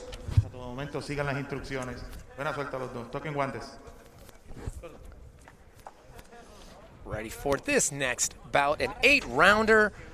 Best in Boxing, Boristeca Boxing Promotions, Global Sports Streaming. So honored and privileged and so glad to be able to bring this broadcast to you in both English and Spanish today. Got our wonderful broadcast partners to our left doing a great job of announcing this fight here in Spanish as we, Dylan and I, announce it in English so many viewers can tune into Best in Boxing and be able to enjoy great commentary as we go into this 8-round featherweight bout between Mario Ramirez in the black shorts with the white trim, taking on Christian Cortez. He is in the red shorts, the Mexican color shorts with the red, the white, and the green. Oh, speaking of those body shots, we see that right off the bat here coming from Mario Ramirez. Ramirez, as you said, he's longer but keeps good distance, and just like that, he's throwing those nice hooks to the body, but at a nice distance as well. That's right. He's a taller, longer fighter, but he's the one that's putting on the pressure. He's just doing it in a smart, strategic way. And again, this is an 8-rounder. As these more experienced professionals come up to bat, you see these rounds increase. More experience, usually they're going to have longer, more opportunity. But this is the first 8-rounder here for Christian Cortez and Mario Ramirez. Both these guys have a ton of experience in there, but first time going 8 rounds, so we'll see if that affects the way they approach this first round here. Good hooks exchanged. That was a good hook body by Mario Ramirez. I'll tell you what, I know Cortez coming in with maybe not the best record, but he's thrown some power, and when they land, you can hear him. So he does not lack power right now in this first round, scheduled for 8. Right now, Ramirez is the one that's putting on the pressure, putting on the action. But like we mentioned, this is an 8-round fight. Yeah, Ramirez lost his pro debut. Since then, has not dropped a single fight here. 14-fight win streak. Good jabs by Ramirez, right through the middle of Cortez's guard. Good body shots by Ramirez as well. Yeah, I noticed he likes to utilize those body shots. And as you said, it's nice to see people in there using them early in the fight as opposed to waiting until the middle of the fight when it might be too late to start putting in that money in the bank there with those body shots. That's right, and he's doing it off the jab, Brandon, which is really smart. Some people like to go straight for the body, straight for the kill. Oh, you got to set it up. Yeah, almost make his opponent think about defense with that jab, and when he's thinking about drop blocking his that guard jab, down then right. He's going to that body shot there. Oh, another body shot from Cortez there. Focus on Ramirez's face. Good jab and then 1-2 body.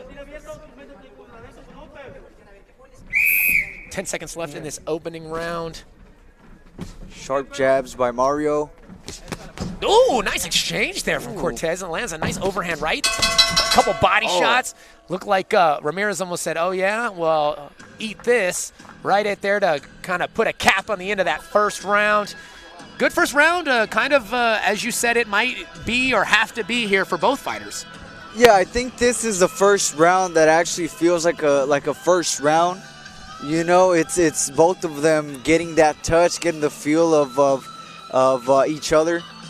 Yeah, in these 8-round fight, you have to treat the race a little bit different. When you're running a 400 compared to running an 800, you got to run that race a little bit different. You got to start with a sprint. Yeah. So it seems like both of these guys are feeling it out, and let's take a look actually at that first round here, Dylan. What are you seeing from these guys in this opening round? I'm seeing Ramirez staying calm, staying at his distance, where he's able to duck, to dodge, and counter. We go into this second round for a scheduled 8 in this featherweight division between Mario Ramirez in the black shorts and Christian Cortez in the red with green. Ramirez, a new father, got a 1-year-old daughter back at home. I asked him, hey, what's harder, being a dad or being a fighter? And he says, I love them both. They neither of them really feel like work, It's I just do it and enjoy it both thoroughly. So he is excited. Got his second fight with the Sanchez brothers in his corner here. Does Ramirez.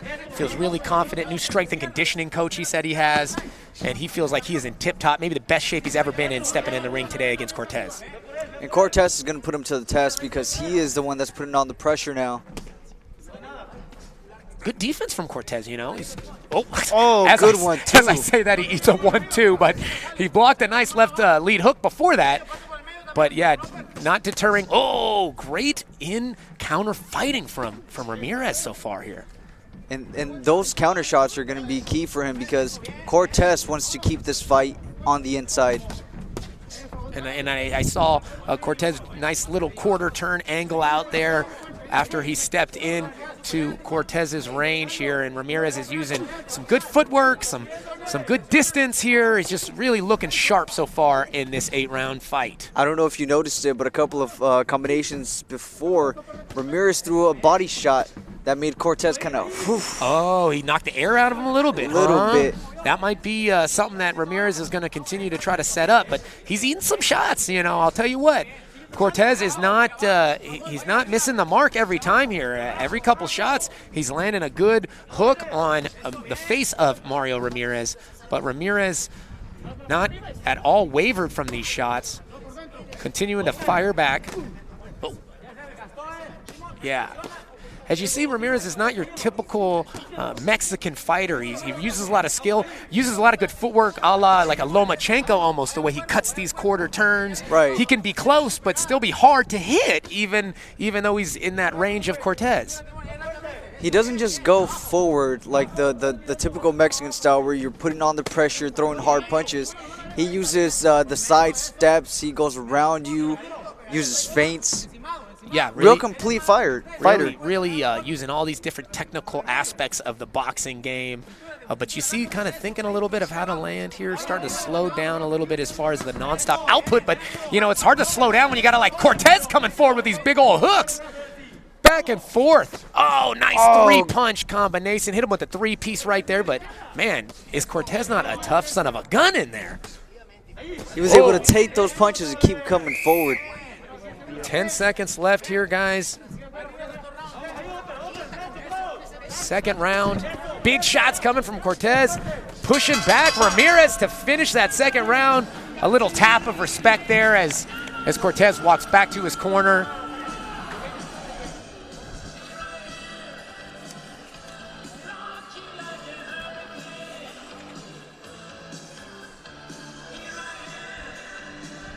Definitely excited to have everybody here. Great event here, Boristeka Boxing. King Gio performance here. Modesto Car Toys, guys.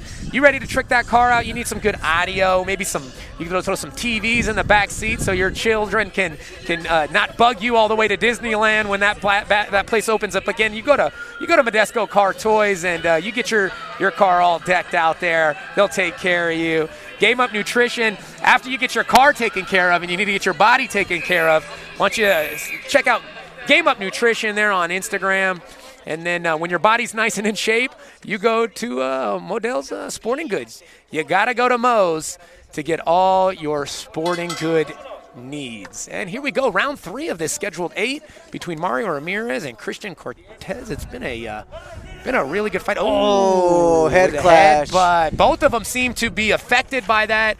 You see instantly Mario Ramirez is grabbing his face. You see Cortez leaning against the ropes, wincing in pain here. Must have been a bad cut. A mad headbutt. I don't see a cut, though. I was trying to say on either fighter, but I can't really get a good Mario. look. I can't see Ramirez.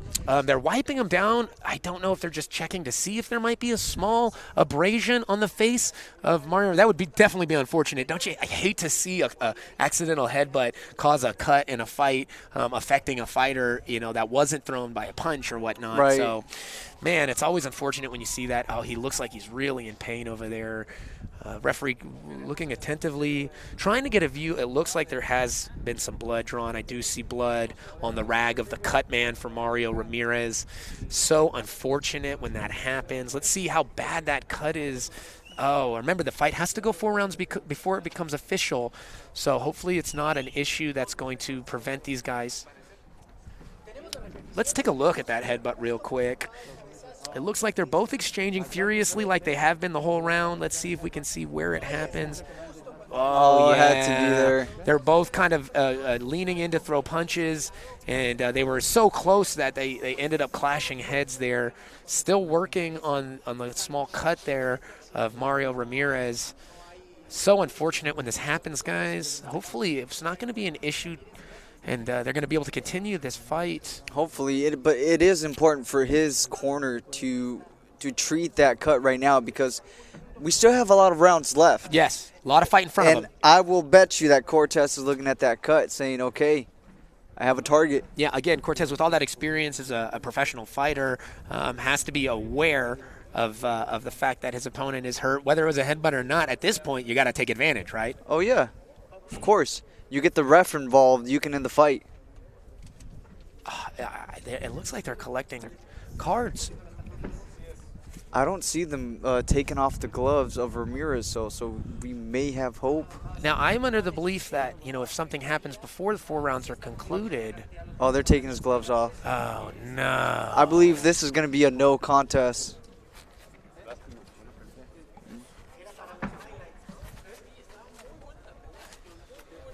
Oh, so unfortunate. We're gonna check out a slow-mo replay so if we can maybe try to see exactly where that cut took place. Yeah, there it was.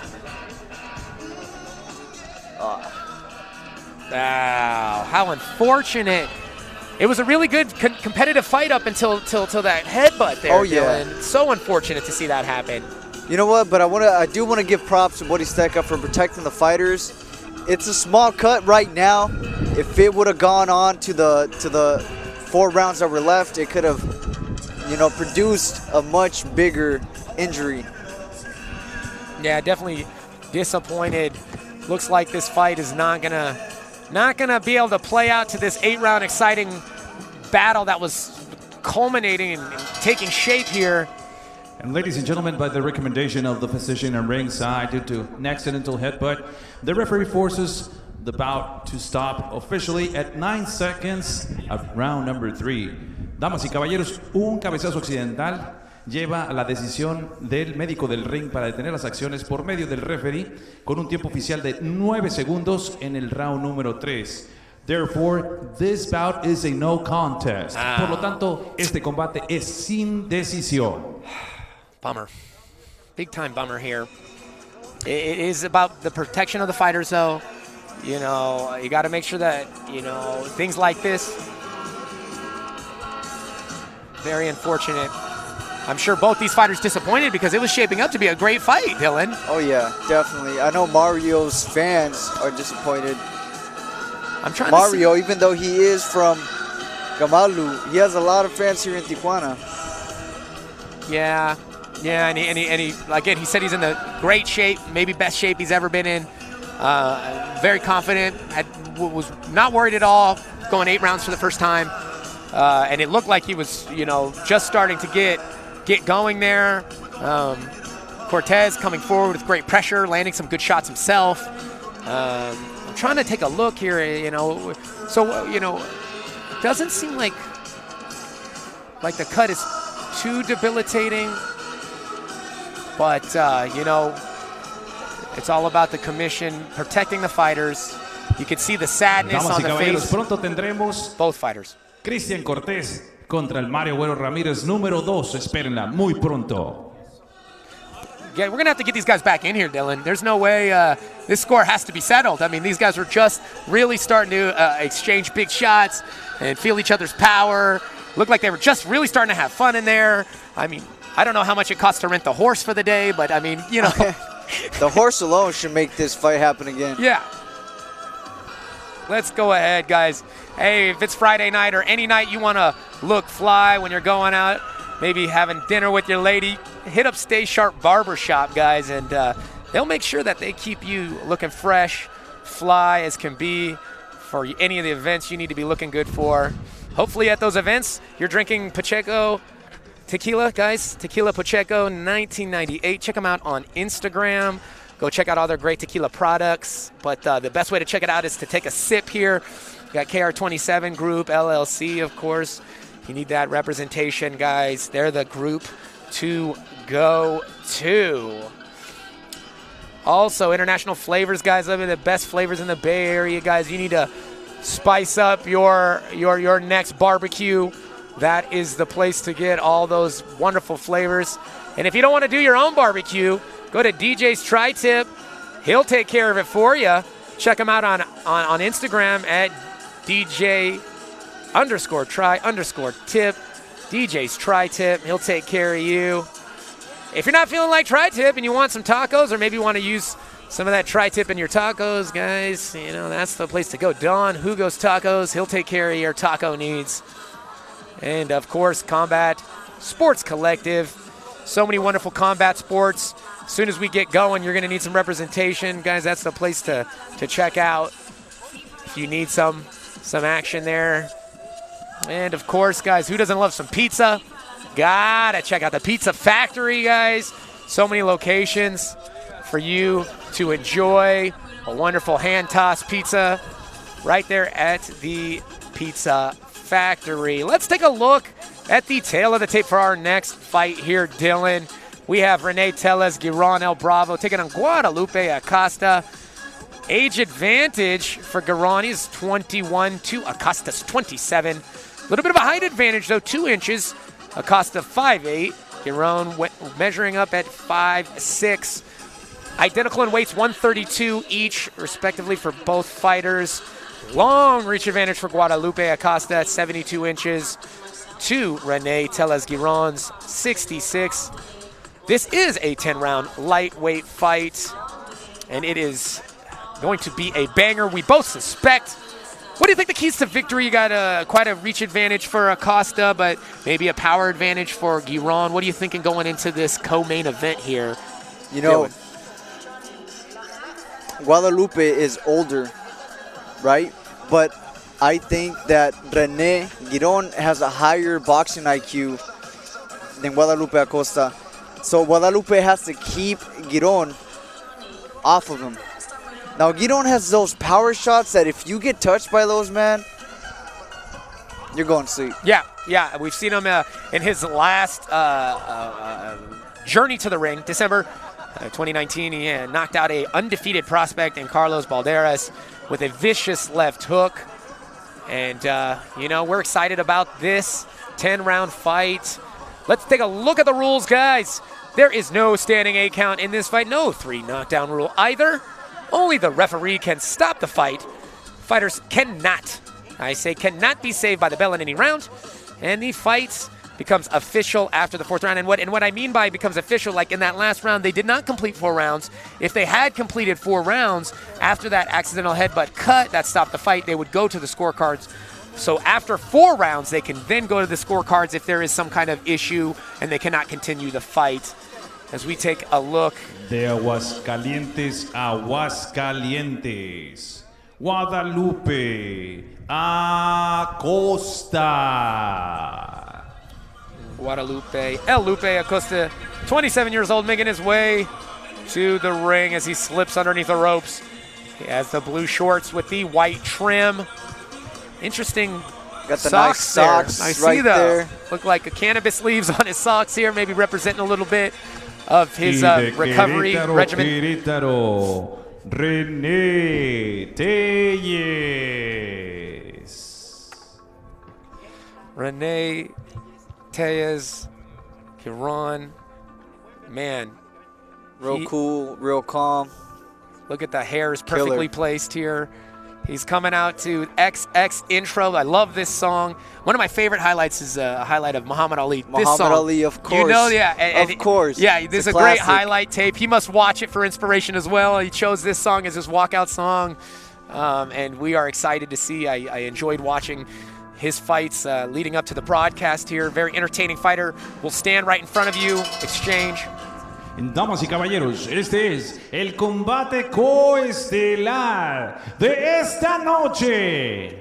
Está pactado a 10 asaltos en la división de peso superpluma. Ladies and gentlemen, this is your co-feature bout of the evening. 10 rounds of boxing in the super featherweight division. And it's presented by Boristeca Boxing Promotions in association with King Geo Boxing and BIB, the best in boxing. Your 3 judges scoring this bout in ringside. Sus 3 jueces: Miguel Hernández, Francisco Pacheco y Carlos de la Rocha. And when the bell rings, your referee in charge of the action, su referee para este combate, Ángel Méndez. Introducing first, the fighter standing in the blue corner. He wears blue trunks with white trim. He officially weighs in 132 pounds. Presentando ustedes en la esquina azul, con pantaloncillo color azul con blanco, con un peso de 132 libras. In 17 professional bouts, he stands with a record of 12 victories against 5 losses, and 7 of those big wins coming by the fast way of knockout. Presenta un récord de 12 victorias, 5 derrotas y 7 de esas victorias por la vía del knockout. De Aguascalientes, Guadalupe Acosta.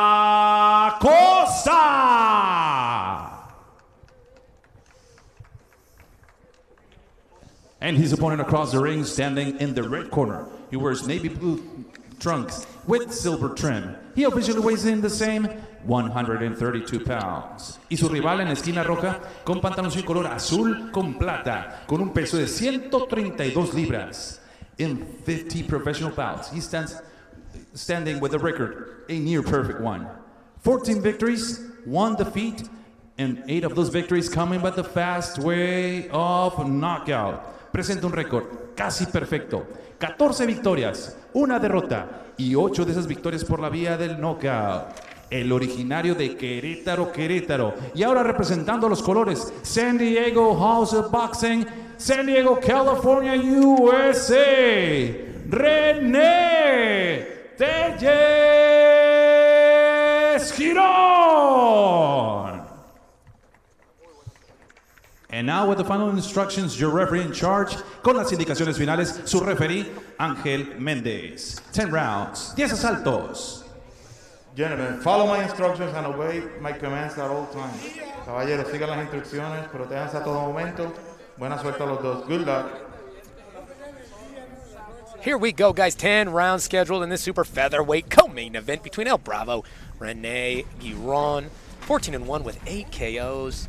He is rocking the dark blue shorts with the silver trim, taking on Guadalupe El Lupe Acosta, 27 years old. Both of them orthodox fighters here coming out to share the ring. Both of them has gone 10 rounds.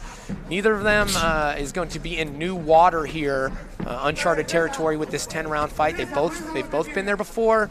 They say they're both ready. I asked Acosta, he's on a bit of a losing streak. He won his first 8 fights. He's lost his last couple fights. I said, what have you done to redirect course? He said, power. I've been working on my power shots. I needed more power. Been working on my strength and conditioning. I know I'm going to need to use some power to get the respect of Girón, who he knows is coming into slug. But Girón says he feels super motivated. First fight in a while, in a year. But he's been training hard, and he is excited to show that he is still in great shape. And they are already trading. Such a size advantage for Acosta, but Girón is not intimidated at all. Size advantage, but the power is definitely with Girón. And you can see the calmness right now. Acosta feels like he has to go towards him. So Girón is making him work. Big overhand right. Wings over the head of Acosta. And Girón has that waist movement. He was doing fantastic with the waist movement, which is dangerous for Acosta because the more he throws, the more openings he's making for Girón. Yeah, he is. Like right now, he's throwing, he's landing those soft little punches, but Girón's not worried. He's moving his head, he's moving his waist. And I've seen this out of Girón before with that last Balderas fight. Sometimes he just kind of stands there and shows that he's willing to sit there and slip and rip punches. But once he's like a shark with blood in the water, once he hurts his opponent, and he will come forward hard once he realizes his opponent's starting to weather. But he's calm in there so far. That's a nice overhand right there, does Girón. He's doing a great job at attacking the body. The very first punch was a jab to the body. Big shots. That's going to make Acosta drop his guard up top. You see him lowering his guard already as Girón continues to jab at that middle part of Acosta's body. That can be a very dangerous thing to do, lowering those hands away from that face the way Girón throws those overhands and power shots. We've seen him put people down with a vicious left hook. It looks like he's trying to land a big overhand so far, knowing that big opponent. Is that a punch you try to land against a taller opponent, that overhand, knowing that his head's going to be way up there? You could. It depends on. Pretty. It depends what you see the very first round. So if you see him holding his head up high, that might be a punch that you look to try to set up with body shots. Yeah, and if he has his guard up real tight to his face, you're going to have to, do a little feints, hit him in the body, hit him up top till that blockade is open. 10 seconds left here, a little pause in the action. They kind of shake. You see the power punches of Acosta he's not turning him over quite the same way that Girón does. So even when they land, it doesn't seem to have nearly the same effect. I don't believe those punches that Acosta's throwing right now are power shots. He's throwing them more just to throw volume because Girón is moving forward and he's throwing those power shots real calm, real slow. But this was the first round. Now both fighters know what the other fighters bringing to the table. So we're going to see the adjustments. In this round, we're going to see how the rest of the fight is most likely going to go. Speaking of adjustments, what does Acosta have to do in between rounds to adjust and be more effective in the second round against Giron? I don't think Giron respects his power because Giron is standing there receiving, and like Acosta said, he needs more power in those shots. Right now, he needs to sit down. He's a little bit tall, and he's moving. He's using the ring, which is it's good. He's not receiving a lot of punches. But if he wants Giron to respect his power, he needs to sit down on him. Sit down, throw the punches, and then move. In that replay we just watched, you saw that power punches coming from Giron. Giron looks like he's a little bit more active. Both of them look a little bit more frenetic in their pace so far here today in this second round. And, we'll see. Oh, there's that overhand. We'll see if Acosta can establish a little bit of respect here from his opponent, Giron. You see how he's throwing that jab, too, Acosta is? Yeah. He's throwing it without any weight, without pushing off the back foot. He's just throwing it. That's why Giron doesn't have respect for it. Oh, and he's trying to catch him. Really ripping hard. He's trying to catch him with that overhand right, too, every time he throws that jab. Yeah, and I'll tell you, vicious uppercut from Giron, and then it follows up with hooks to the body. Another hook to the body. Oh, Giron looking real sharp, slugging away at that one. Oh! Slips it when comes the uppercut. No, says Acosta. Didn't hurt me. Often means, yeah, it did. That means it hurt. Yeah, but, look at him put his head down. He said, it's a big right hand himself. It just doesn't seem to have the same pop, again, saying that you want to throw harder shots and getting in there against the guy like Giron and throwing those harder shots can be a bit of a precarious situation there. Hoop. Every shot you see the difference in the way Acosta throws his punches. He's throwing his arms. Now when Giron throws, you see his whole body goes with him. Yeah, you see the hips turn, you see the feet plant and turn into those punches, as where Acosta seems to be throwing more from the shoulders. But credit to Acosta, he's hanging in there and he's keeping himself busy. Yeah, definitely. He has lost a 10-round decision before back in 2018, has Acosta to Enoch Paulson. So he's definitely durable. We know that for a fact. But I don't think it's a good idea for Acosta to stay that close to Giron. Giron, whose every shot you can hear echo through the whole arena. Especially, the lack of crowd at these events here, keeping everybody safe, being able to still promote and display high-level boxing in these crazy times. By keeping everybody safe here, we're still holding these events for you guys to stream live at home on Best in Boxing, Fight Hub TV. Gotta commend the calmness of Giron. Even though Acosta's in front of him throwing multiple punches, he's just calm. Yeah, he hasn't lost control. And big shots landed by Giron. That's what he's waiting for. Man, I'm just at all mouth open, seeing Guadalupe Acosta eat these shots like it's nothing right now. And this is barely the second round, if I'm not mistaken. Yeah, round 2, about 10 seconds left in the second round of this exciting co-main event, 10-round super featherweight. Whoa! Boys exchanging after they hear that 10-second clap. You see the way Acosta keeps falling forward when he throws those hard punches? He's not sitting down on the punches. He's not turning them over. He's not turning his hips. He's not using the weight off his back foot. He's just throwing them. So when he gets hit, he's off balance.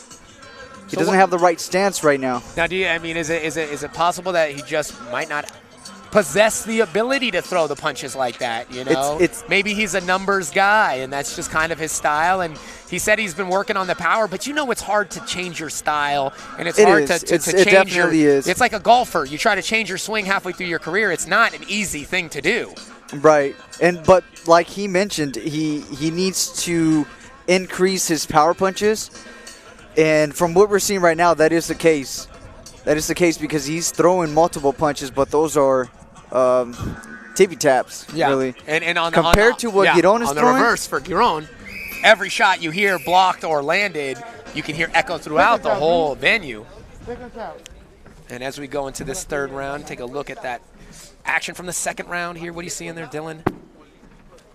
I'm seeing Giron receiving some punches from Acosta, but not worried, and him throwing the harder punches. You see that? Yeah, and we'll see if that Real calm. third round here of this super featherweight bout. I am Brandon Kyle alongside Dylan Miranda, as we call Best in Boxing, presented by Boris Teka in association with King Geo Promotions here, live on Fight Hub TV. Man, been a great card so far. Hope everyone at home is enjoying this feast of professional boxing we provided here for you on this holiday weekend.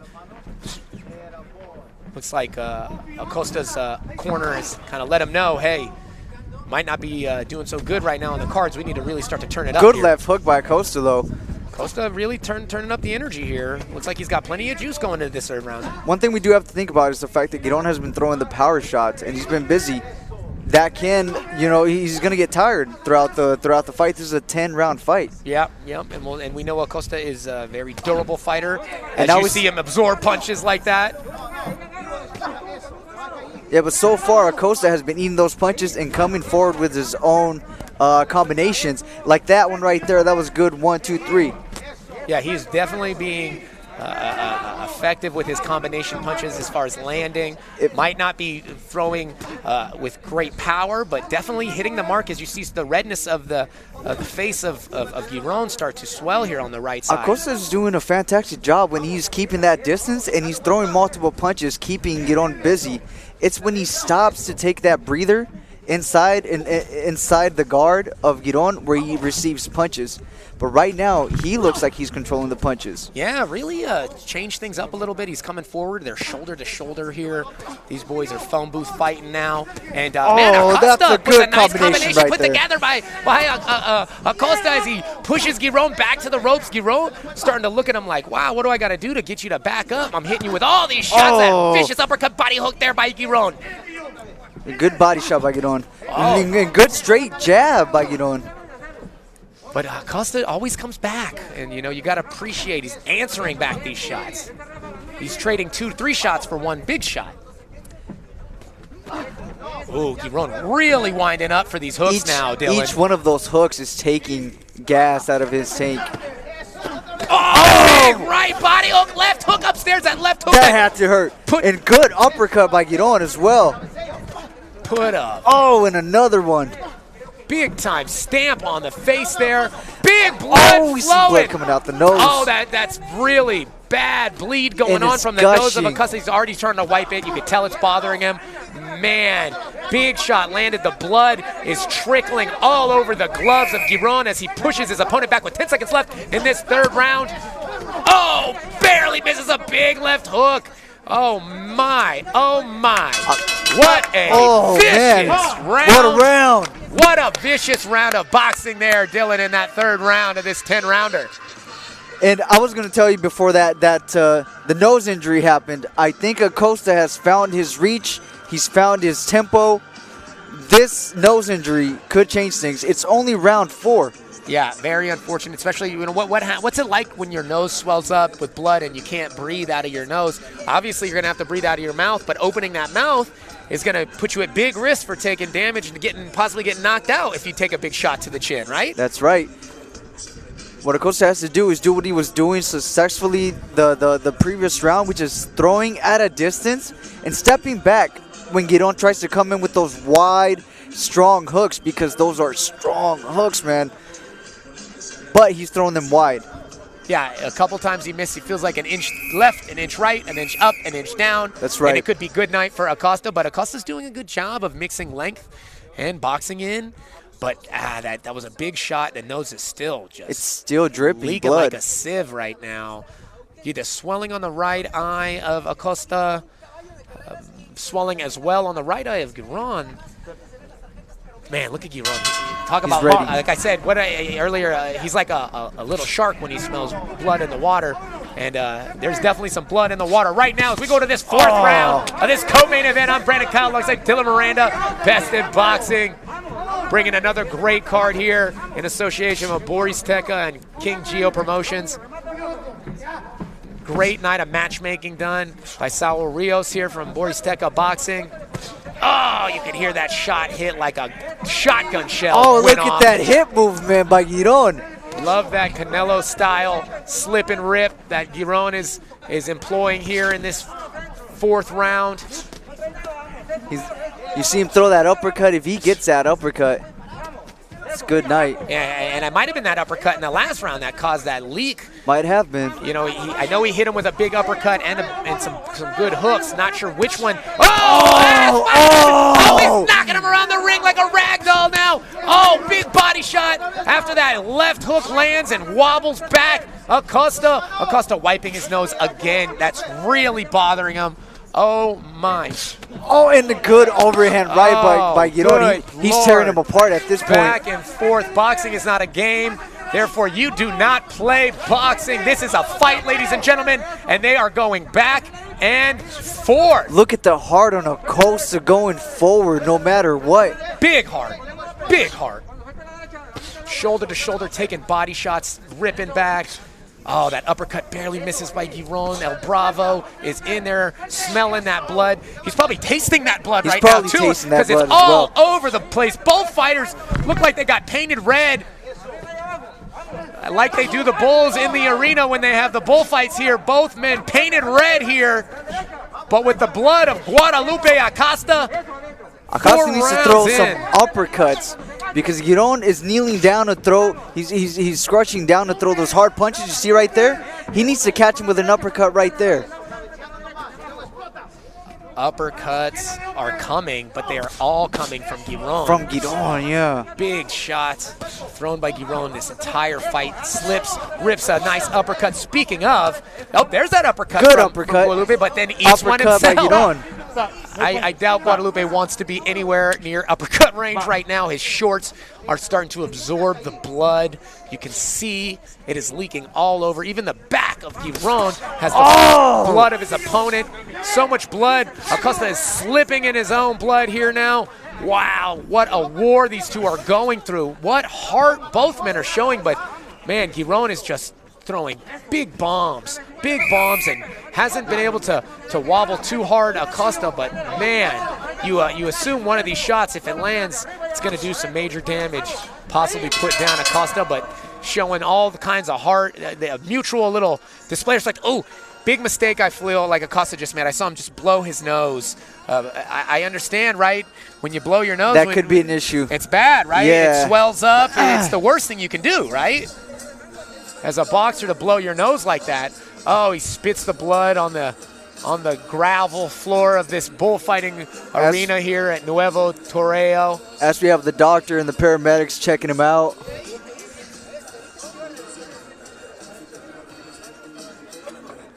Looks like they are checking just to make sure that they can contain this blood. I mean, there's no cut. It doesn't look like the nose is too swollen or, or moved to either side, yeah. Sometimes you can see that big break, and that can be a reason to stop the fight, but it doesn't look like that. They're going to take the big cotton swabs and see if they can try to control this leaking. Dylan, let's take a look at the replay of that last one. Oh, big vicious hook right there, Dylan, from Giron there. You see the tail of the fight, Giron coming in on the inside and throwing those hard punches. Threw an uppercut right there. And he's attacking the body after the uppercuts as well. Yeah, I like how he follows up. He either starts with the body and finishes up, or starts with the up and finishes with the body here. Very, very... real smart fighter. Yes, intelligent fighting there. He's a boxer, but he's also definitely a brawler. Oh, nice left hook. Good left hook by Acosta. But man, will anything earn the respect of Rene El Bravo Giron? He takes a shot, comes back even harder. I hear these body shots. It sounds like a 12 gauge going off in the back whenever he lands these shots. But man, Guadalupe Acosta will not be denied. He keeps coming forward, keeps throwing punches here. Blood or no blood, he does not care. Nose could possibly be broken. It is not deterring him from moving forward. And again, like you said, big power shots you throwing them from Giron, that might start to empty gas tanks later on in these 10-round fights. Yeah, because you know what? Right now he's taking more and more time to come in and throw those power shots. Maybe taking a little break in this 5th round. This is about the halfway point coming up here in the fight after this round, so maybe he's taking a little bit of a breather and knowing that, man, maybe I'm not going to be able to put Acosta out with one big shot. Maybe I need to conserve my energy. This might go a bit longer than I expected it to after I landed those big shots early. And you see Acosta, man, even though he's a much longer fighter, doing pretty good on the inside right now. Yeah, he's staying busy. And what he's been doing when Giron puts a lot of effort on those punches is he's taking a little step back like he did right now, where he can counter and possibly put an end to the fight. Great shots coming from both fighters here. Speaking of great shots, Global Sports streaming crew is getting some great shots of this action here at this beautiful Nuevo Toreo. Oh, good uppercuts. Bullfighting arena here in the heart of Tijuana. As we see these guys in the middle of the ring exchange. What bravery, I should say, for El Bravo.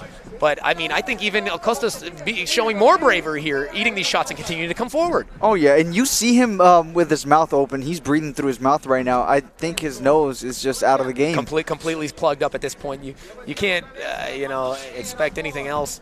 With that much blood coming out of the nose, there's no way he can breathe out of it. And if he tried to, probably would only make it worse. Oh, yeah. He painted the entire ring with that nose. Oh, good body shot by Giron. Guys, I feel like taking a knee after just looking at these body shots land. I don't know how Acosta stands up through all of this.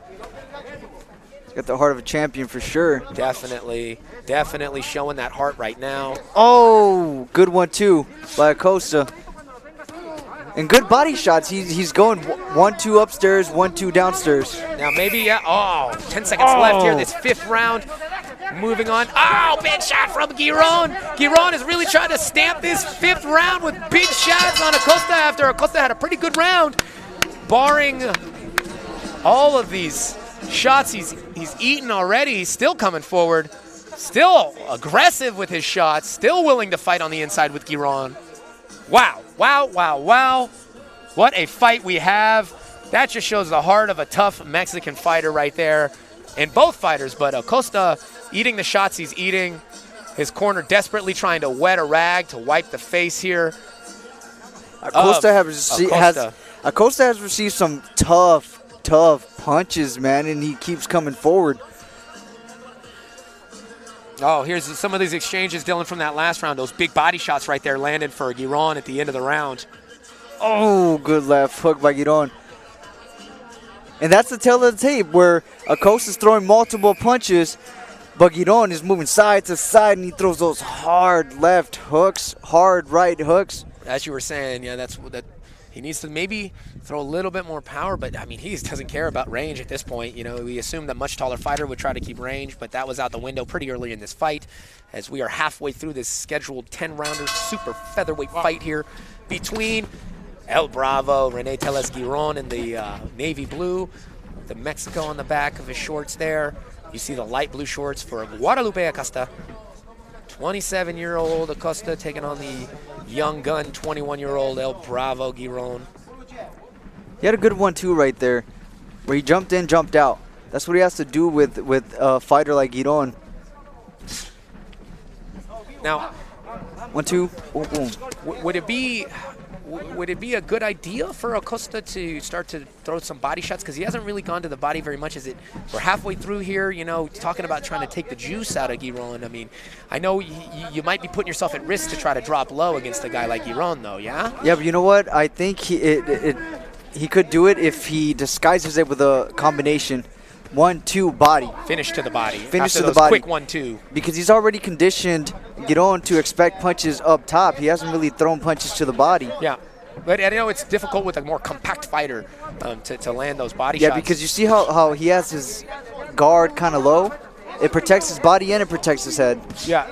That's the benefit that he has of being a smaller, more compact fighter. Compact fighter. Yeah, you do see a slowing of Giron now after all those power shots. As you mentioned, Dylan might be possibly starting to wear on the gas tank of Giron, throwing so much power early in this fight. Of course, and that's the danger, is that they have to calculate, they have to put into their own equation of how this fight's going to go.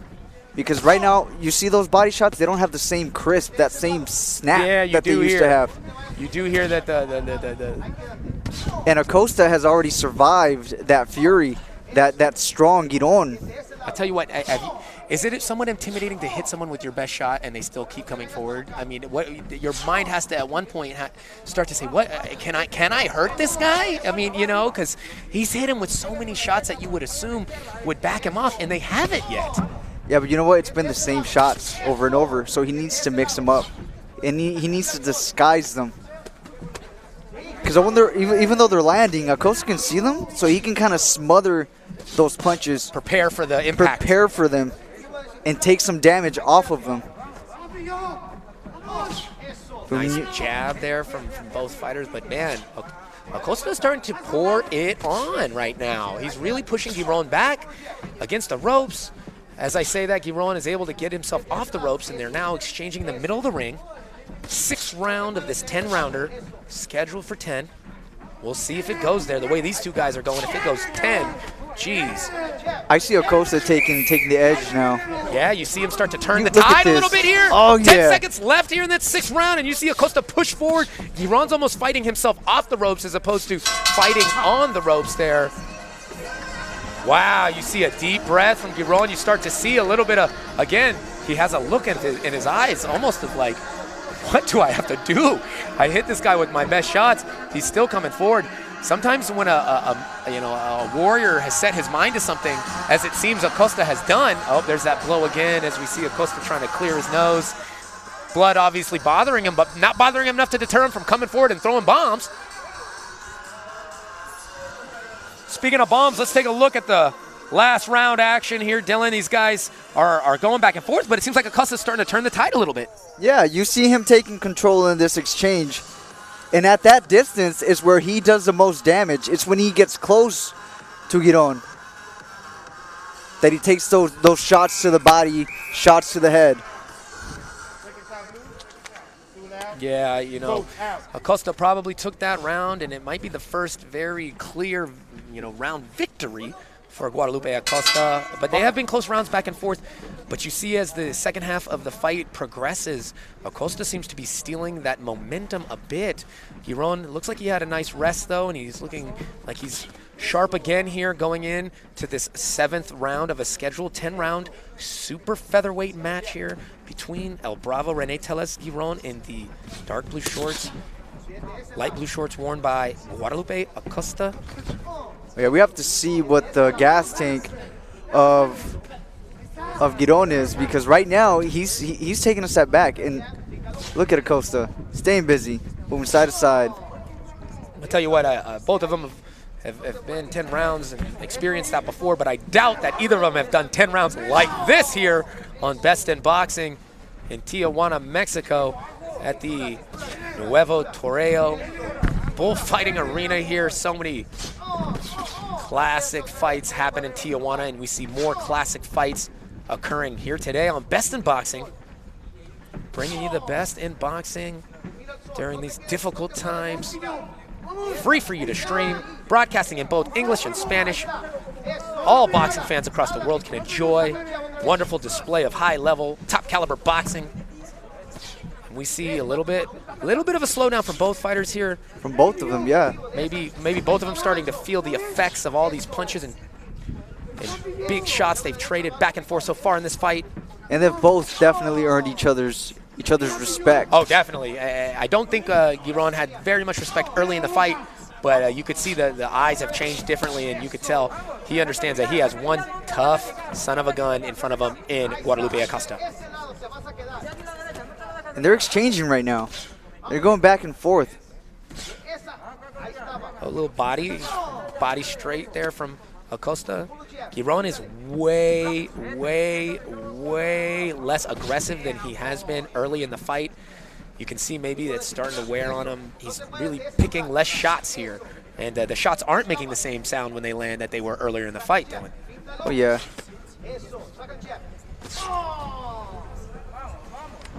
Yeah, can you get a second win when you take a little break in between, in the middle of a fight or whatnot? We've seen many pro fighters do it before. You definitely can, Brandon, but it's risky, especially with a fighter like Acosta that's on you.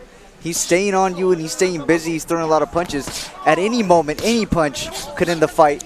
But we see Giron going after Acosta right now after hurting him with a body shot. Maybe his little break he took the last round and a half is starting to pay off here, because you see Giron coming forward now with those big, heavy shots once again. But again, they're fewer and far between, and look, starting to miss big shots now, Dylan.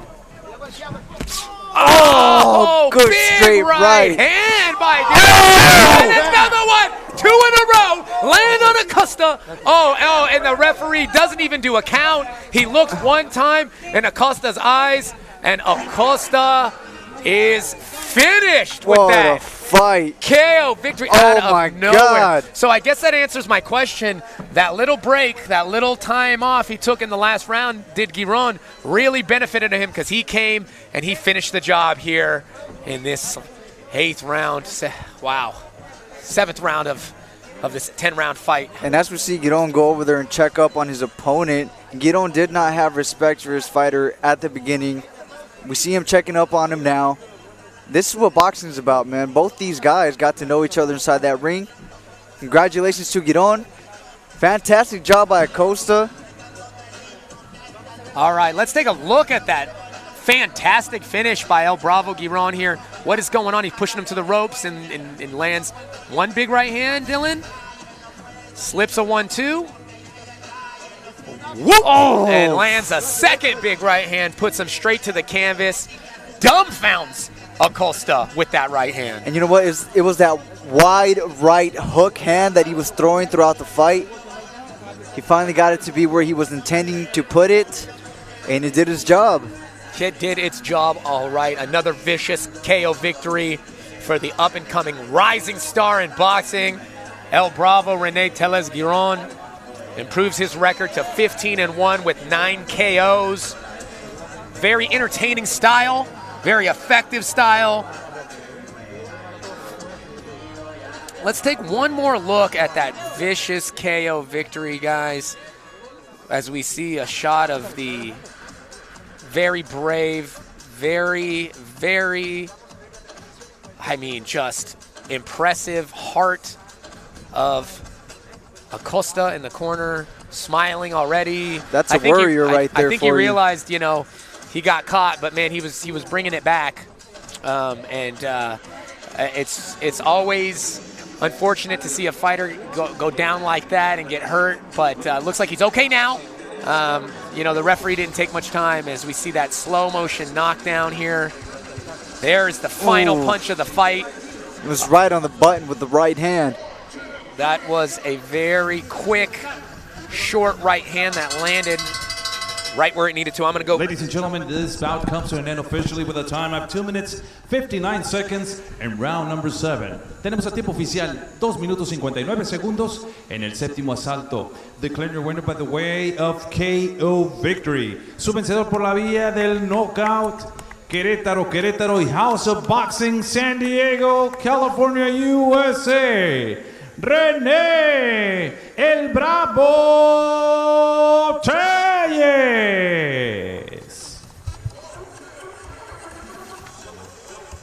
Y también fuerte reconocimiento para su rival de Aguascalientes, Guadalupe Acosta.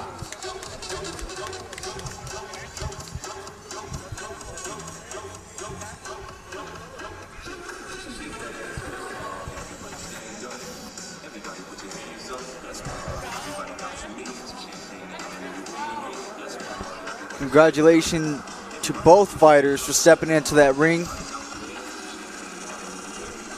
I'm here with your winner, Rene Tellez Giron, as they pay respects to each other. Rene, wow, what a fight. Here, I'll let you get dressed here, represent your boxing club here. What a fight that was. Rene, it was big-time shots being traded the whole fight. It seemed like he didn't really earn much respect from you early in the fight, but later on in the fight, you had a look in your eyes like, what do I got to do to put him out? Well, we found out what you had to do, and that was land a big right hand. Was there any point in the fight where you thought to yourself, man, what do I got to do to hurt this guy?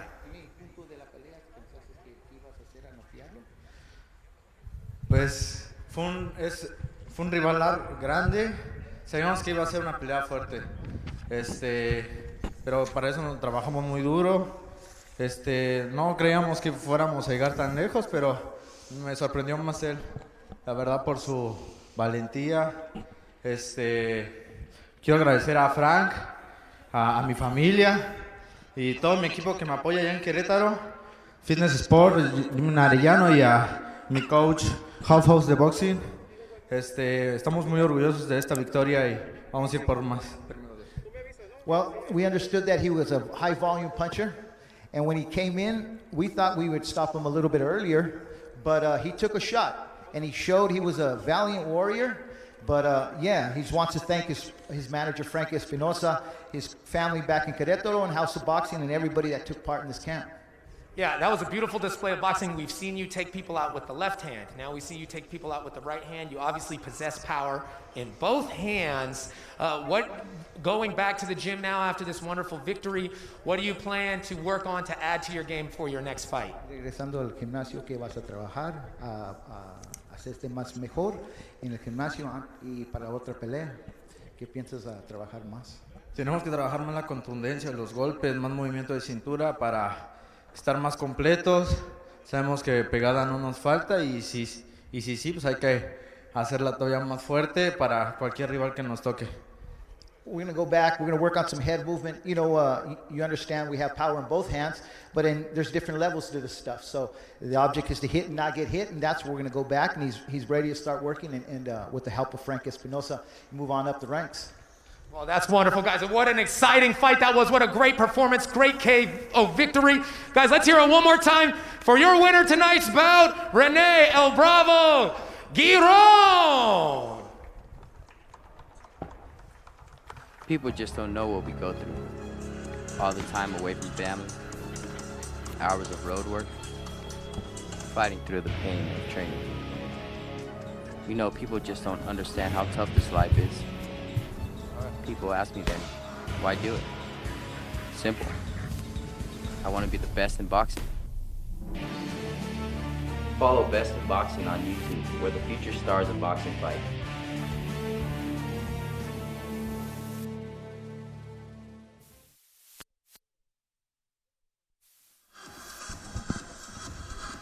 All right, guys.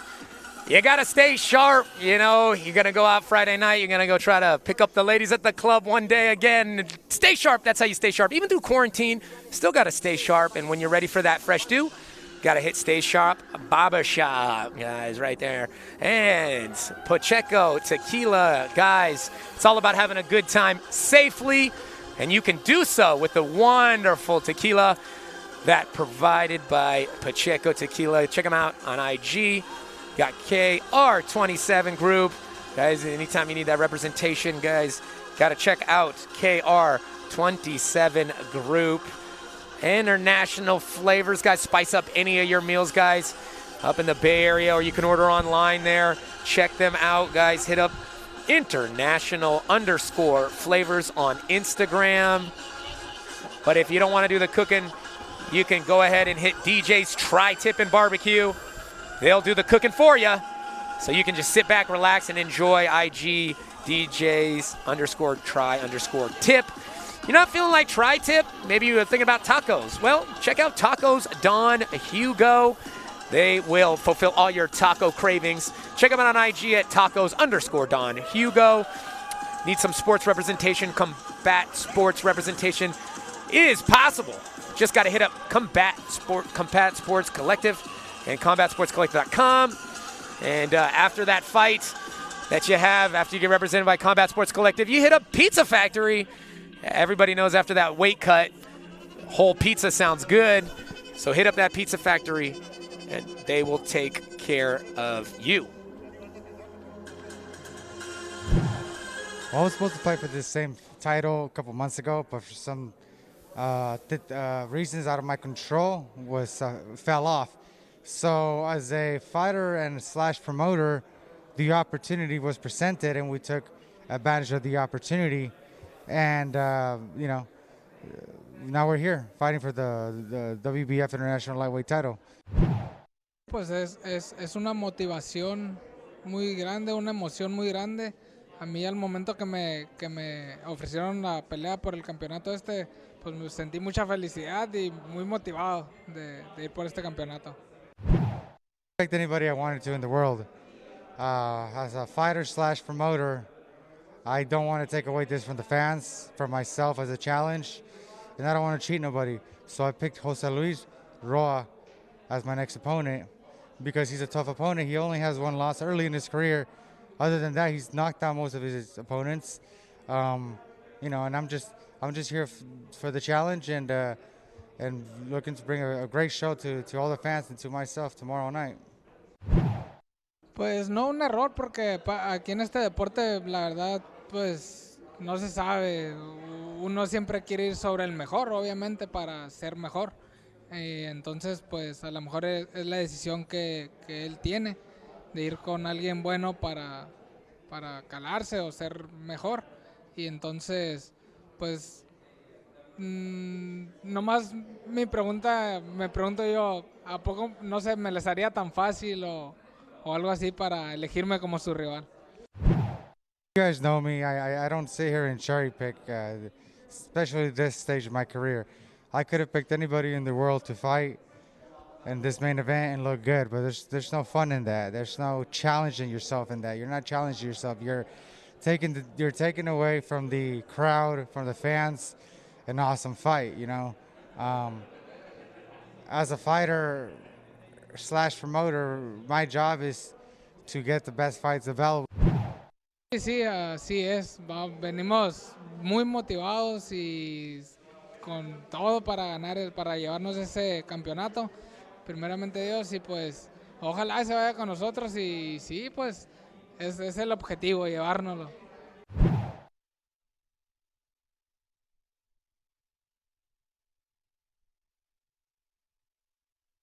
People just don't know what we go through.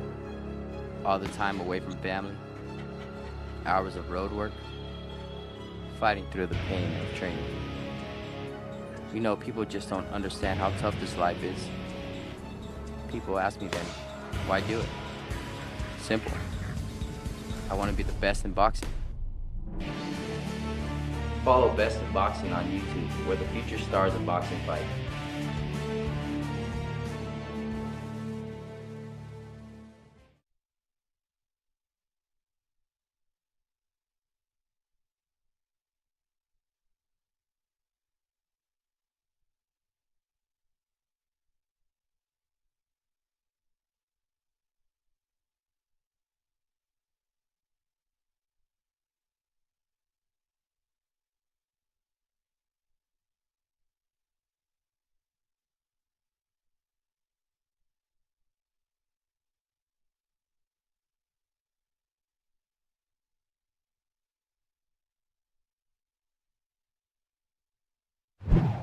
Making my own promotion company has been one of my goals since I started watching boxing, not fighting. But it's been one of my goals to become a boxing promoter. You know, I see a lot of these fighters, they don't have any help, any proper advice, and I've learned a lot throughout the years. So my goal is just to help out these fighters and, you know, look for that superstar in boxing, your next superstar. Being a promoter and also being a fighter and having my first event as the main event is you know, it's off the bucket list, you know, and it's pretty dope because it's my first event. I'm able to do this as my first event. You know, it's boxing, you know, and it's a beautiful sport, and I just want to, you know, be able to showcase my talents to the world, and also as a promoter, look for fighters that don't have that opportunity. Like I said, my goal is just to look for those fighters that are very, very good, but they don't have that proper advice, and promote them as well. Personally, it's not a challenge to me promoting and training at the same time. There's 24 hours in a day, and there's a lot of things you can do. You just got to be disciplined. You just can't be, you know, half-assing it. If not, you're not gonna do well on either side. At the end of the day, not just anybody can be a boxing promoter or anything. There's a lot of fighters that have tried it and they haven't succeeded just because that's, you know, unfortunately that's all they are. They're a fighter. They don't have that business mentality. This is not my first business path in my life. I've done a lot of businesses in the outside of boxing, And but like I said, boxing is just my next path currently in my career. Huge thank you to Saul Reels for letting me co-promote with him. He's a really good friend of mine. I met him a couple years ago. He's just in it like me. He's doing it. He's trying to help out, get this exposure to people through Best in Boxing, Global Sports Network, Fight Hub. He's just trying to get all this exposure to people that don't know these fighters and possibly give them that big break in their career. Saul is a very great friend of mine, and then I'm looking forward to co-promoting this event tomorrow with them.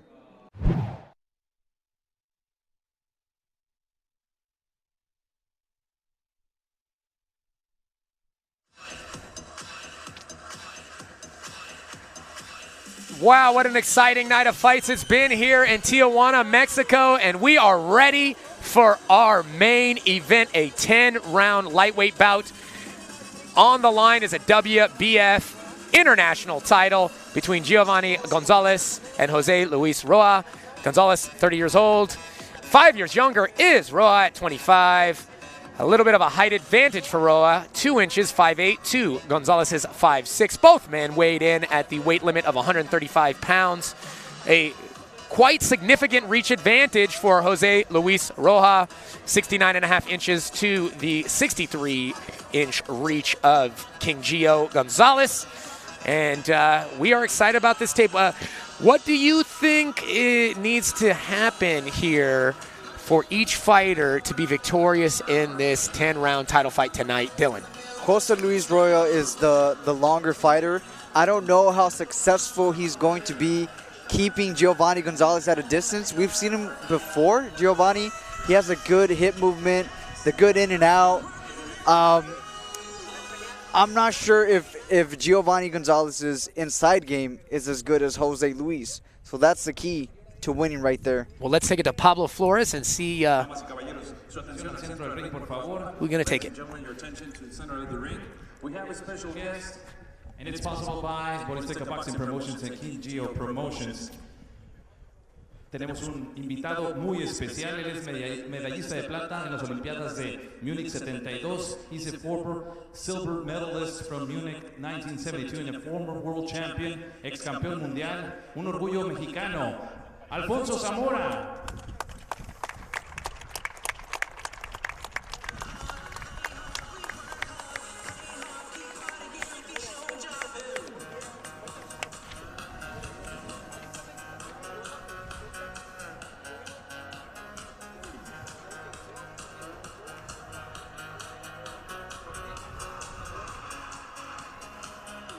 A huge shout out to him. As we have Jose Luis Roa already inside of the ring. He didn't even want to wait for Pablo. He said, I'm ready to go right now. From Stockton, California, USA, Giovannie King Gio Gonzalez.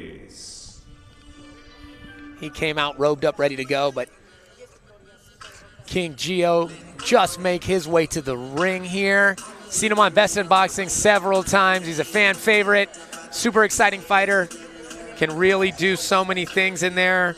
He's got good defense, good head movement, very fluid fighter.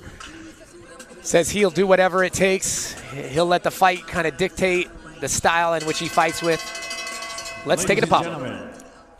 It's time for boxing, and it's time to rock and roll. This is your main event of the day. Set for 10 rounds of boxing for WBF International Lightweight Championship. Damas y caballeros, este es el combate estelar de esta tarde. 10 rounds por el campeonato peso ligero internacional de la Federación Mundial de Boxeo. And it's sanctioned by the WBF president and also the Tijuana Boxing, Pro Wrestling and MMA Commission. Howard Goldberg and Carlos Labastida. Supervisor in attendance, supervisor en turno de Ensenada, Max Zúñiga La Bandera. Your 3 judges scoring this bout in ringside. Sus 3 jueces de Tijuana, Baja California, Manuel Rincón y Carlos de la Rocha. De Los Mochis, Sinaloa, el doctor Román Cruz Olais. And your referee in charge of the action, su referee para este combate, el internacional, el profesor Juan José Ramírez. Ahora bien, amigos aficionados que nos siguen a través de la señal de BIB, The Best in Boxing, Fight Hub TV en YouTube. Estamos en vivo desde el nuevo toreo Don Carlos Bowser, desde la frontera más visitada del mundo, Tijuana, Baja California, México. ¡Ajusten sus cinturones! Introducing first, the fighter standing in the blue corner, who wears black trunks with gold trim. He officially weighs in 133.5 pounds. Presentando ustedes en la esquina azul, con pantaloncillo color negro con oro, con un peso de 133.5 libras. In 12 professional bouts, he stands with a record of 9 victories, 1 defeat, 1 draw, and 6 of those victories coming by the fast way of knockout. Presenta un récord de 9 victorias, 1 derrota, 1 empate y 6 de esas victorias por la vía del knockout. De la ciudad que capturó el sol, la capital baja californiana, Puritito, Mexicali, José Luis Roa. And his opponent across the ring in the red corner. He wears gray trunks with white and red. He officially weighs in 134 pounds. Y su rival en la esquina roja, vistiendo pantaloncillo color gris con rojo y blanco, con un peso de 134 libras. In 16 professional bouts, he stands with 10 victories against 5 losses, 1 draw, and 8 of those wins coming by the fast way of knockout. Presenta un récord de 10 victorias, 5 derrotas, 1 empate y 8 de esas victorias por la vía del knockout. From Stockton, California, USA, ladies and gentlemen, introducing con ustedes, Giovannie King Gio Gonzalez.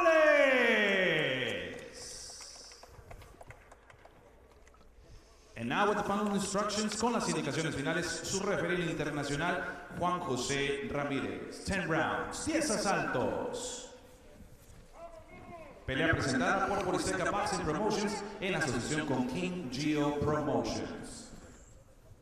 Muy bien, ya les di las reglas. Vamos a ver bonita. Dense la mano, vamos a la esquina, choquen los guantes y Dios los bendiga. Siempre protegidos los dos. Here we go, folks. A 10-round bout scheduled for the vacant World Boxing Federation International Lightweight title between King Gio, Giovannie Gonzalez, in the, I guess they would be with gray shorts here with the red tassel there, taking on Jose Luis Roa. He's in the black shorts with the gold trim. I'll tell you what, these are definitely some championship shorts these guys are wearing here today, Dylan. Oh, yeah. These guys knew how important this fight is for this WBF lightweight international title. Good jab war to start off the round. Expect super high level from both of these guys in this fight. Tons of experience between the two here. 30 years old is Giovannie Gonzalez. 5 years younger is Jose Luis Roa. Roa sitting low, squatting on that jab. Now, one thing about that jab war that they're having is that Roa has the reach advantage. I believe it's about 3 or 4 inches. Yeah, quite a bit of a reach advantage there for Roa. So when they both throw that jab at the same time, Roa's landing first. So it looks like Gio's going to have to slip his jab of his opponent to land his own jab because he has quite a disadvantage when it comes to the reach. Gio kind of assessing the opponent. Whoa! Oh. Eats a punch. There's a nice overhand right. Already starting to exchange here heatedly in this first round. Both fighters tight defense. Both gluing their hands to their head there as they come in.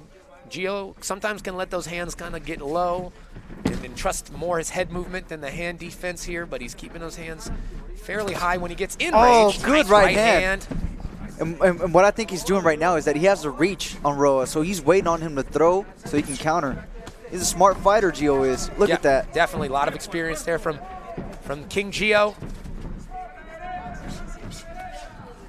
Good jabs there from Gio. Very good jab war going on so far here with these boys. Nice combination by Roa.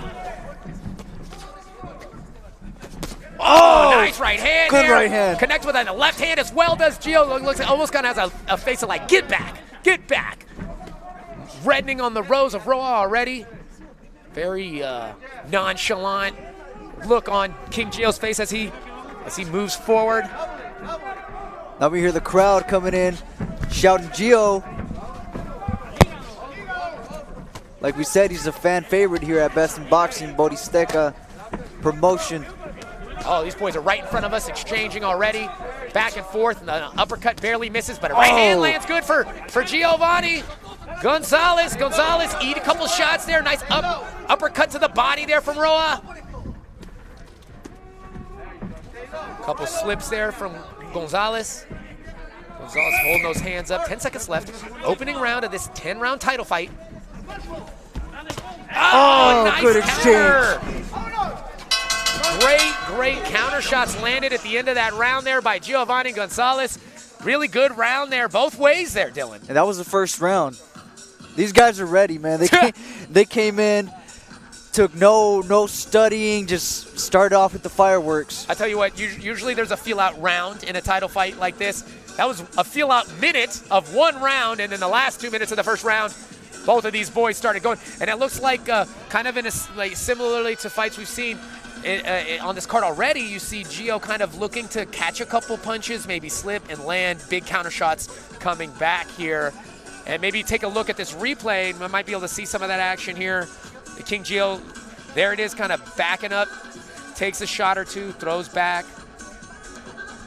He's receiving punishment, but he's waiting for that opening to counter with that overhand left, and he caught him about twice. Giovannie Gonzalez actually began his own promotions company, King Gio Promotions. He's co-promoting this fight. It's his first event under his new banner here, following the footsteps of a Floyd Mayweather, fighting for his own co-promotion here. Smart businessman, said it's not his first business, owned several businesses before. He's been in the game so long, he just said, I think I could do that and do a good job of representing fighters well and putting together good fights. So he did a fantastic job helping to co-promote this fight here with Boristeca Boxing. And now he's got to take care of business, though, against a very game experienced Jose Luis Roja, who's coming forward more aggressively in this round. Oh, was able to avoid that counter right hand this time of King Gio. You know, I don't think Gio is too worried about the power that Roa is bringing. Based on his previous fights, when he receives a strong punch, he starts moving around using the ring. Right now, he's staying in front and exchanging. And he said he's going to need to possibly walk into the fire here to take this title home. Oh. And that's exactly what he's doing, walking into the fire here as he takes a couple punches to land. Nice left hook. Left hook to the body there by Gonzalez. Gonzalez has put his head down, but Roa comes right back. Roa not backing up, not taking a step back. Good uppercut by Gio there. As Roa tries to get another uppercut of his own. Oh, nice right hand. Oh, Roa's putting together some nice combinations right now against Gonzalez. We're about halfway through this second round, this 10-round title fight here. Gonzalez lands a nice big right hand. Nice left hand, but he's eating a couple of shots as he's in there. These boys are right there, exchanging head-to-head, throwing back and forth. Good left hook. Backing up to the ropes here, taking some shots, throwing some shots back. Hook to the uppercut. Holding the head down here, a little pause in the action, slight pause. Very, very few pauses so far in these opening rounds of this 10-round title fight. Nice body shot there. You heard that throughout the arena.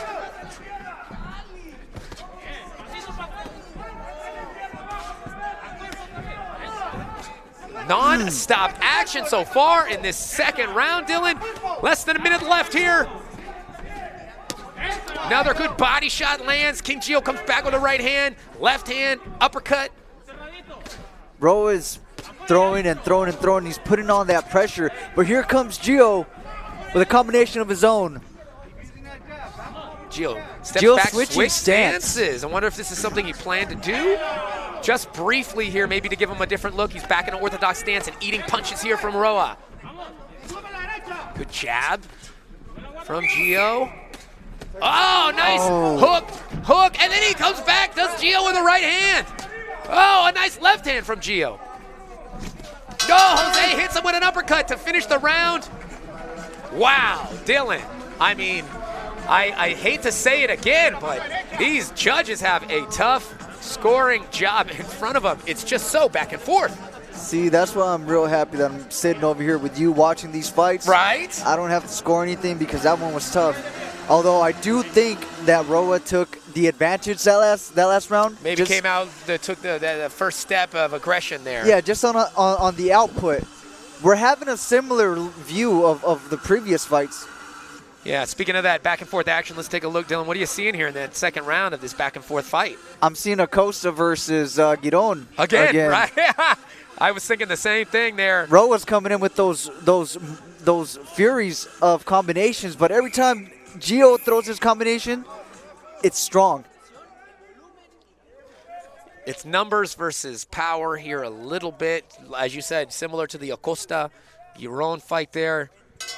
Both fighters ready to go, sharing a look across the ring as the sun sets here on the Nuevo Toreo bullfighting arena in the heart of Tijuana, Baja California, Mexico. It's myself, Brandon Kyle, alongside Dylan Miranda as we call this 10-round WBF International Lightweight title fight, the vacant title. One of these boys will walk home a champion here tonight.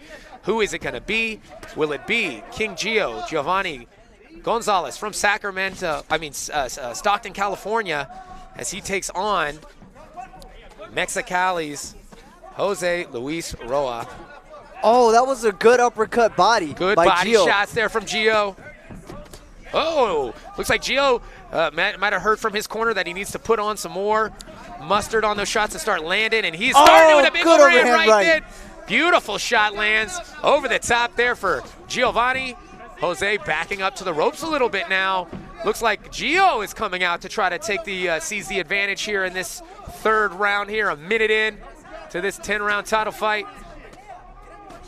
Oh. Good job by Roa keeping busy, though.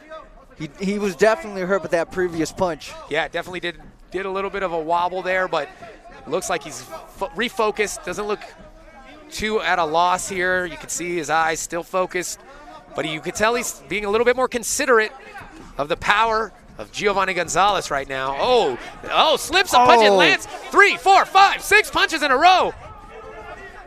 Good job by Roa by using the jab to set up those combinations. Saw a big exhale from Giovannie after that long combination landed by Roa. Misses barely with that right hand. Does Gonzalez. Gonzalez's hand starting to stay low. Earlier in the fight, they would come up to his forehead as he got closer to Roa. Now he's just kind of keeping him down, closer to the chest-waist area. Looking to utilize more head movement, I assume. Try to land some big shots here. Oh, speaking of big shots, here comes Roa landing big shots against Giovannie in the ropes of his own corner here. Good body shot by Gio. They're exchanging. They are definitely exchanging that. Both of them kind of high belt line, so those body shots seem to be landing over there on that belt line. Oh, good 1-2 by Giovannie. With that lean back, comes forward with the 1-2, looked real good. Oh, here's Gio Gio turning right it on. hand. 20 seconds left here in this third round. Oh, barely missed that left hook. Kind of landed on the top of the head there for Gio. Good right hand by Gio. Gio ripping, using that head movement, hands down. Gives him a little touch at the end, almost as a joke there. They laugh as they walk to their corners. Really, really exciting fight in this main event so far here today, Dylan. That's right, I'm at a loss for words right now. That final fury had Gio coming back, but I don't think it was enough to take that round. I'm going to tell you something. I cannot believe that it's barely round 3. It feels like they're more than halfway through already the way they're throwing right now. Oh yeah, and this is a 10-round fight. You start seeing some exhaustion already on the faces of both fighters. Yeah, a fight like this you can see as we look to the corner right now of Giovannie Gonzalez. Deep breaths being taken here. Now, when you're in the corner, Dylan, do you like a corner that gets fiery about it as you see these Good guys body go shots back by. and forth here as they exchange? And there's that body shot there, and another one there, right hand from Gio slipping at the end of that round. I mean, they exchange punches right there. Now, I say Gio's corner doesn't really tell him much, at this point in his career, There's only so much you can say to really fire up a fighter. He obviously knows what he needs to do in there. And so here he goes, starting to throw some more heat, pack some more punch in those leather gloves. Does Gonzalez. He's trying to start faster in this round. Misses a big hook and then took an advantage of by Roa afterwards. Roa has some nice short shots on the inside. Oh, there's that big right hand. There is that big right hand that Gio's been looking to land all night. Likes to slip it and rip it. Looks like he's starting to get loose in there. Really start to feel himself is Gonzalez.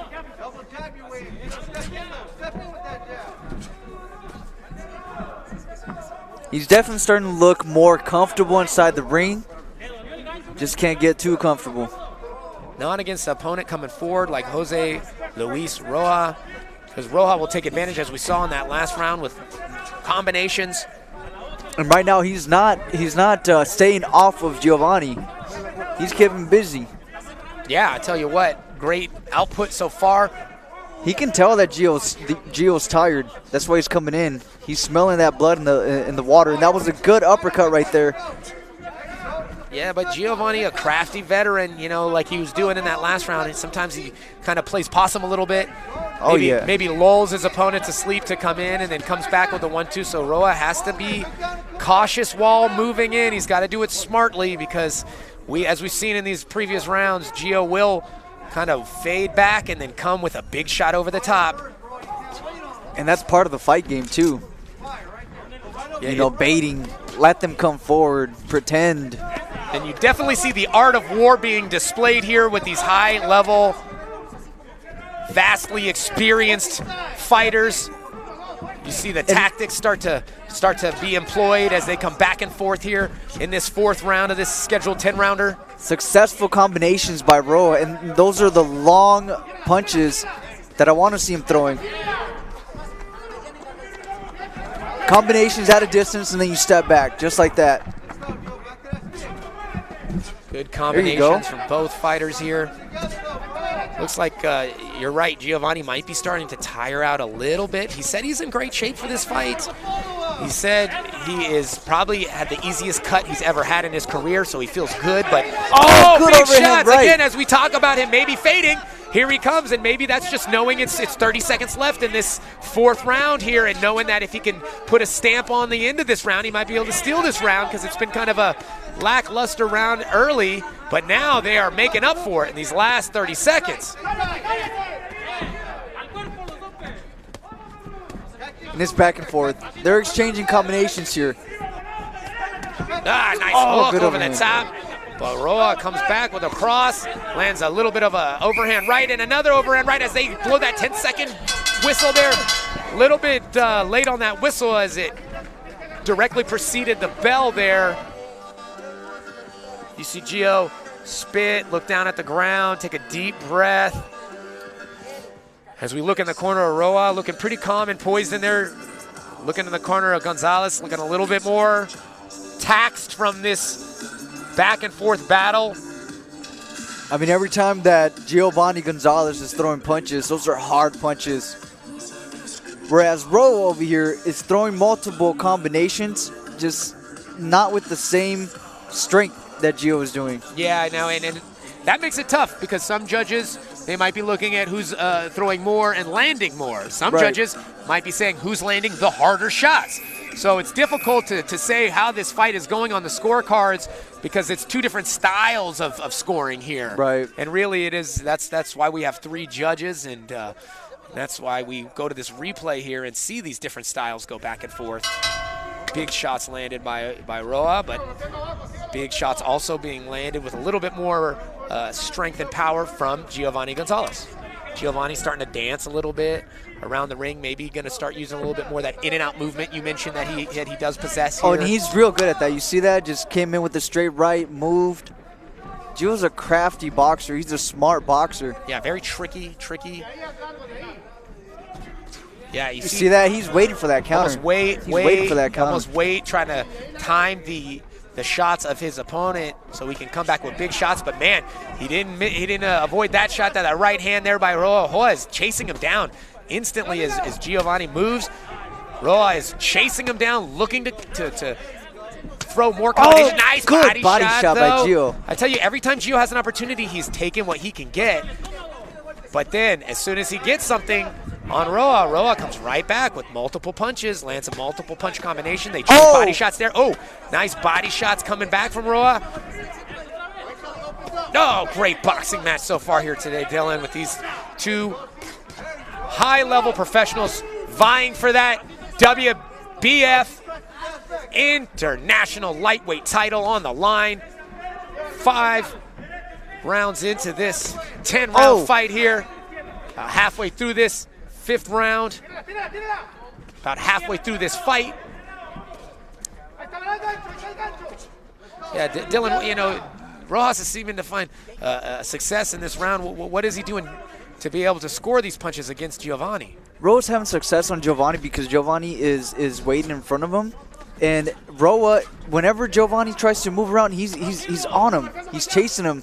But he's not just chasing him without being in action. He's throwing those fast combinations. Got him with that. Big uppercut right there. That was a strong right uppercut. And he's still throwing punches, whereas some boxers like to throw a hard punch and then they wait. He's staying busy. He does not let Gio think. And that's important for a boxer. That's important for a boxer like Giovannie, who's smart and likes to move around and does his tricks and combinations.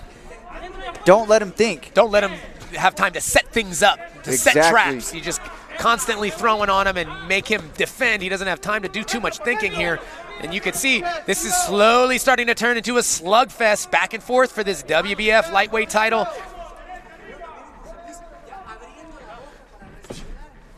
So yeah, what is Gio's job or role now to be able to counteract these constant onslaught of Roa? Right now, Gio has to stay calm. You know, not get into a panic with all these punches and hit him with a strong punch. And there you go. Came back with a combination of his own. It seems like Giovannie is very aware of where they are in the round. He's coming strong in the last 30 seconds. But it seems like he might be giving away the first 2.5 minutes of these rounds, which is going to make it really difficult to score here. Right. Roa so far is coming in throwing his punches, and Gio hits him with a strong punch. He'll take a little step back, and then he comes back in. So what Gio needs to do is hit him with that strong punch and follow up, not let him go. Because Gio's hitting him with that strong punch, Roa backs away. Gio takes that as an opportunity to breathe. Don't breathe. Stay on him. Take the breath away from Roa and implement your game plan. Yeah, we'll see if Giovannie can do what you're talking about here as we go to this replay. And you see Giovannie trying to get more aggressive, throwing those hooks to the body. But Roa, as you said, comes right back on him. And it's the tempo of the punches. Whereas Gio goes 1, 2, Roa's 1, 2, 1, 2. Yeah, you can see a little bit faster combinations coming from Roa, more punches and bunches, but Giovannie landing big shots when he has the opportunity. We'll see if Gio can maybe add some more volume to these attacks here and counteract the high volume punching of Jose Luis Roa. We are 6th round into this 10-round WBF light international title fight here between Giovannie Gonzalez in the gray and white shorts as he takes on Mexicali's Jose Luis Roa. He's in the black with the gold shorts. Both fighters have shown some great skill here, but you see that heart of Roa coming out right now as he comes forward. Yeah, as we started off where they were at a distance, Gio tends to have stops when he lets Jose start teeing off. That's when he finds himself in issues. He cannot stay in there and trade with him. He's a smarter boxer. Yeah, but Roa's got such a length advantage. And he doesn't let him. It doesn't leave him alone. Man. Yeah, he's not letting him think. He's not letting him move. He's not letting him breathe. And that might be a problem as this fight wears on. You see deep breaths coming from King Gio in between rounds. I don't see Roa breathing very deeply in between rounds. Seems very relaxed in between rounds. So we'll see who kind of has that endurance advantage as we go into these later rounds. Again, this is round 6 of a scheduled 10-round main event we have here for Best in Boxing Borysteka Promotions in a. Good right hand by Gio. Nice round for Roa so far. He's starting to really pour it on here as Gio lands a punch, and then Roa comes back with 10 punches. Gio's got to throw an uppercut and move.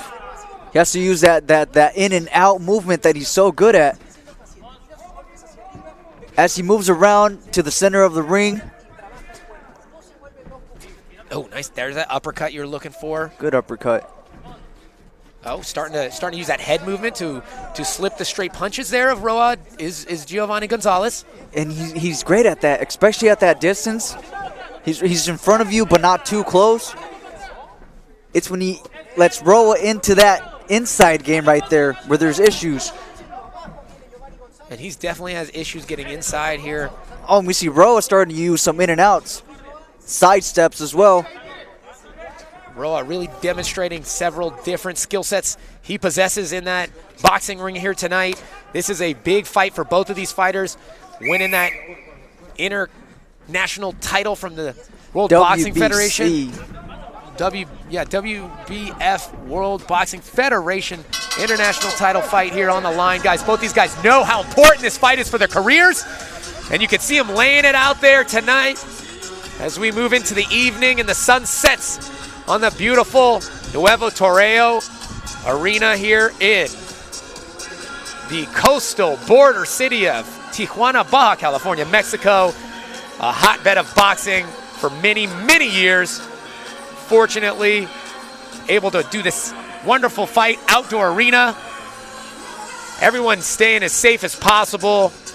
Everyone masked up outside, sanitizing the ring in between each match. Taking all precautions necessary to make sure we provide the safest environment for these high caliber professional boxing matches.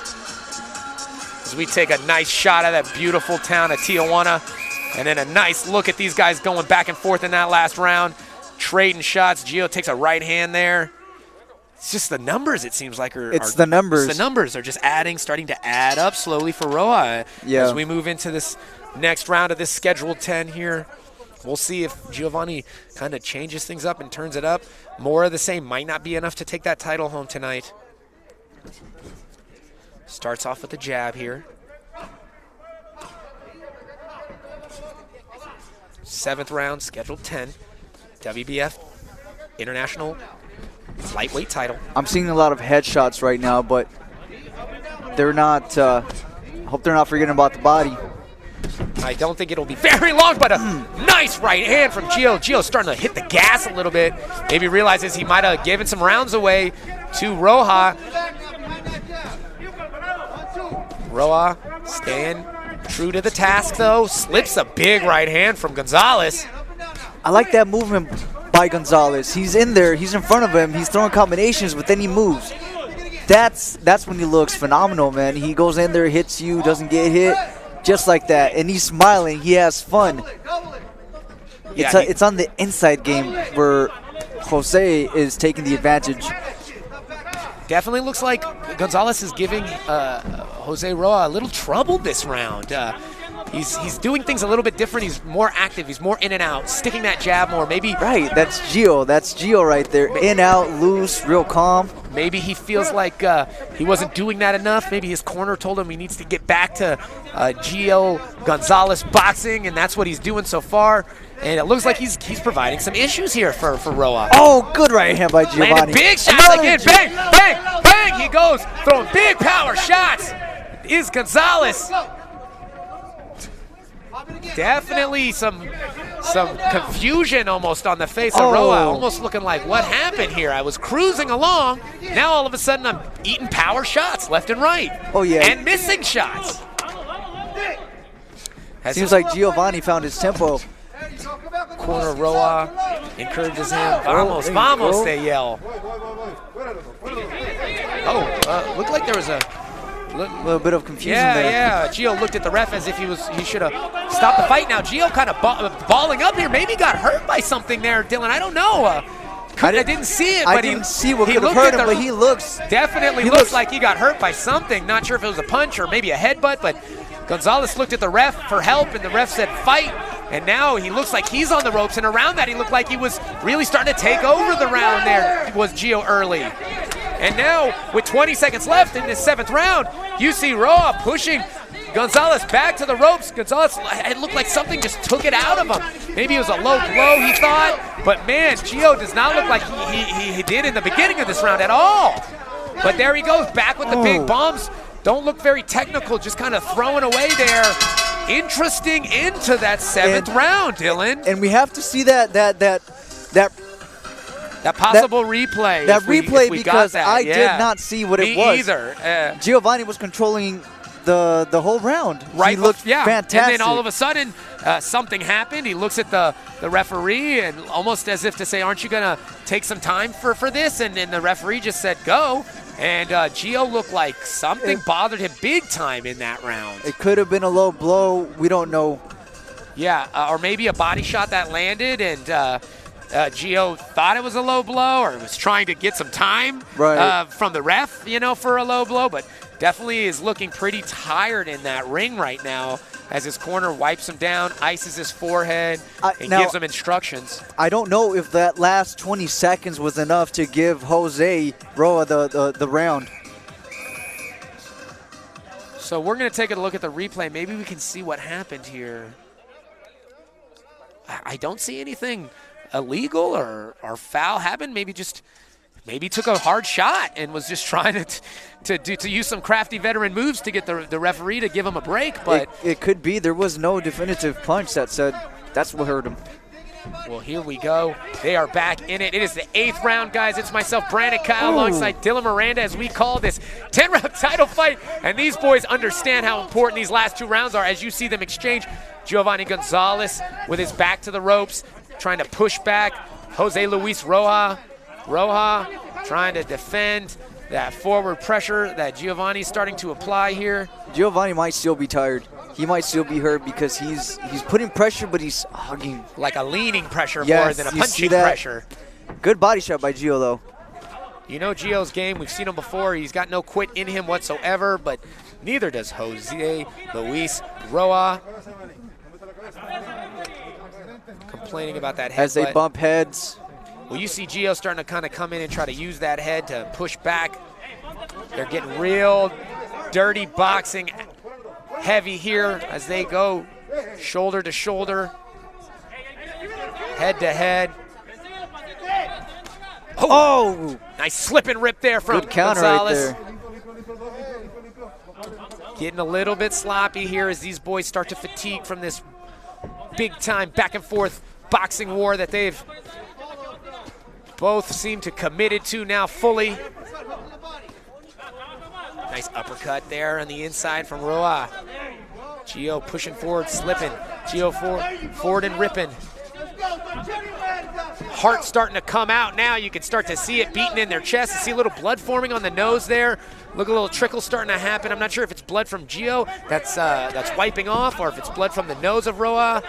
But I definitely see someone is leaking here at this moment in the 8th round. I believe that's Roa that's bleeding out of his nose. So maybe a good shot landed, but you do see the fatigue start to set in these championship rounds coming up here. Oh, good uppercut by Roa. And Roa non-stop combinations. Roa obviously in great physical condition to be able to continue to throw combinations like this after eating big counter shots, coming back. Oh! Big shot from Roa over the top as Gio lands a body shot. Gio starting to kind of wing and ding these punches, not finding the mark as often as they were earlier in the fight. But I think he understands how important it is to really show that he is the aggressor in these last 2 rounds. As you see him come forward, take shots to give shots. You start to see the blood trickle again from the nose. of Roa as he wipes it down here. Good jab work by Roa, keeping Gio at a distance. 10 seconds left. We go. 8th jab. round here. Big overhand misses from Gonzalez. Gio just keeps throwing, keeps throwing, keeps throwing. Whoa. Whoa. That was kind of late there, but they both smile about it. It was almost as if Gonzalez kind of poked it out there, missed it on purpose, you know. It's boxing. Yeah, they know. They're playing in there. Yeah, you know the difference between someone trying to play around and someone trying to really hurt you. And that was definitely just a little play around pop shot from Gio Gonzalez, but boy, does he look tired going into the 9th round. 2 rounds left here in this scheduled 10-round bout for a vacant World Boxing Federation International Lightweight title between Giovannie Gonzalez, King Gio, taking his foray into promotion world as King Gio Promotion co-promotes this with Boris Teka Boxing. It's myself, Brandon Kyle, alongside Dylan Miranda for Global Sports Streaming, Best in Boxing. Man, what a fight as we go to this replay right now. What are you seeing there, Dylan? I'm seeing Roa throwing multiple punches. Right now, Gio threw a combination, try to stop that. But it's been the same as the entire fight. Little wink from Giovannie to Roa before the bell rings to start this 9th round here. 2 rounds left in this 10-round fight. We are excited to see what's going to happen in these final 2 rounds as Giovannie Gonzalez dances around the ring. Does a little shoulder shakes, trying to land shots. You see the focus in both fighters' eyes as they know how important this fight is, not just for tonight, but for the rest of their careers. This is a huge opportunity to become the international lightweight WBF title holder.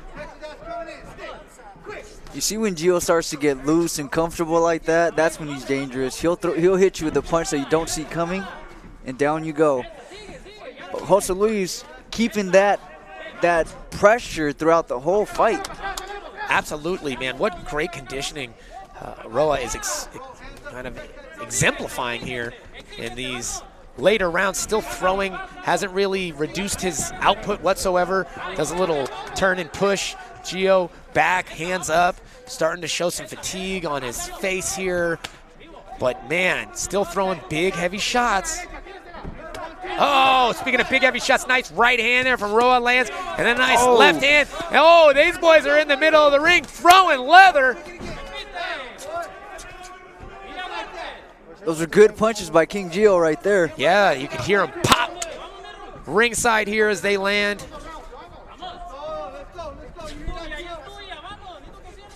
Oh, another big right hand. King Gio starting to land some power shots here.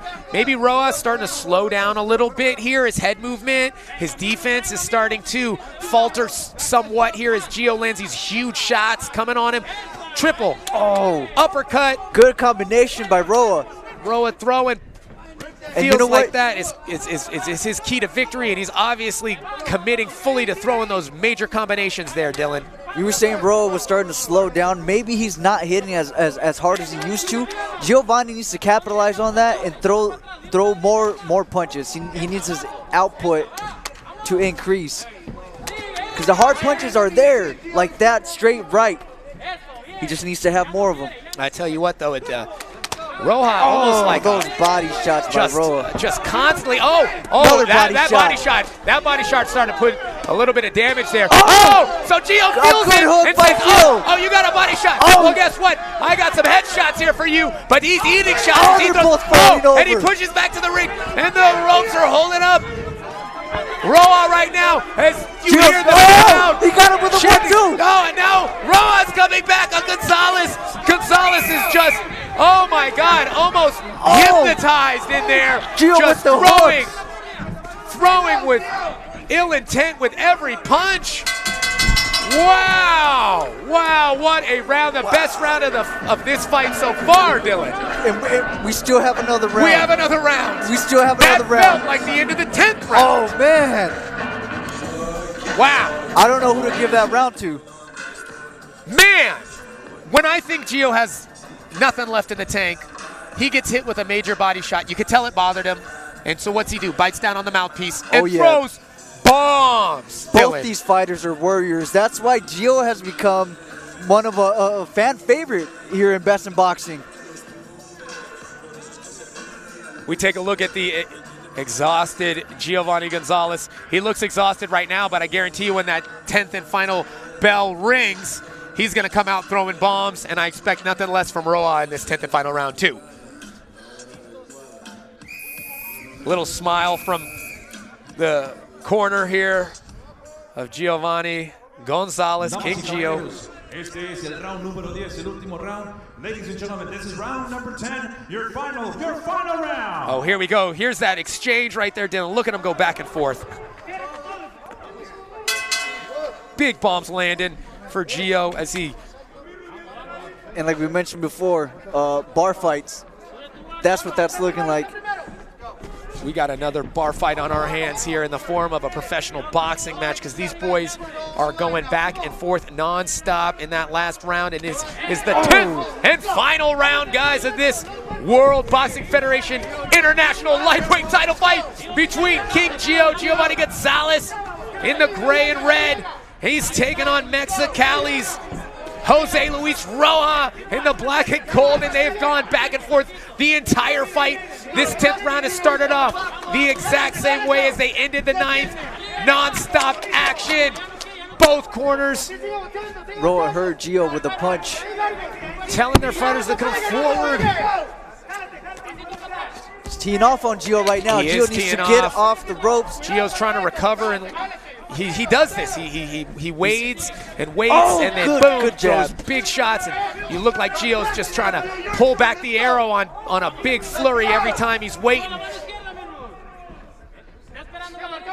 You can never count Gio out. Never count Gio. The way he throws, the craftiness in which he lands big shots. But man, Roja looks like a Terminator in there, will not be denied, keeps coming forward, eating shots and throwing. He trades 3-4 shots for one big shot, and that might be making the difference in this fight right now, Dylan. It could be. Like we said, it depends on how the judges are going to view the fight.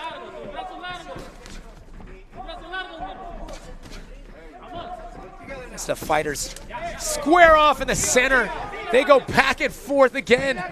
Gio, not sure if he's just kind of waiting for the second half of the round, but he doesn't have much time left if he's trying to stamp this 10th and final round. There's about a minute left in this title fight, guys.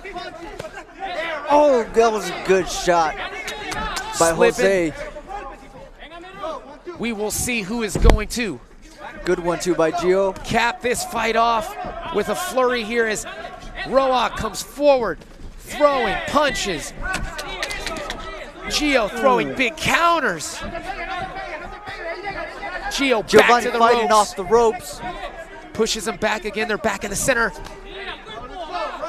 Whoa! Big left hand lands for Gonzalez. Exchanging in the middle of the ring. 30 seconds left, ladies and gentlemen. This has been a war for this vacant WBF lightweight title. Giovannie coming forward, eating shots. Jose, constant output. 10 rounds of constant punches. Here we go, 10 seconds left. Oh. You know they're gonna let it all out right now, ladies and gentlemen. Giovannie. Oh. What a fight. What a fight as the crowd stands and applauds. Wow, wow, wow. The referee collects the scorecards from the judges as they tally the score to see who will be the next World Boxing Federation International Lightweight Champion. Will it be King Gio Giovannie Gonzalez out of Stockton, California? Or will it be Jose Luis Roja fighting out of Mexicali, Baja California, Mexico? As we... I'll tell you one thing. Wait for the judges. Whoever comes out being the winner, I don't think anybody at home is going to be able to complain. No, about the whole card. The whole card.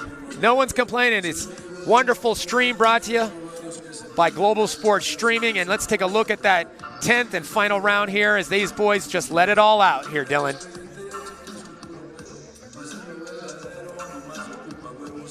Big shots landed by both fighters the entire fight. Nice uppercuts landed. See, bro, with that output. Non-stop. It seemed like he was just 10 rounds. Back and forth. Big shot misses barely there by Gonzalez. Gonzalez obviously exhausted at the end of this fight, and that was the end of the 10 rounds there. As these guys go to the judges' scorecards to render the decision, I'm going to join the fighters and Pablo Flores in the ring as he announces the winner of this 10-round international title fight.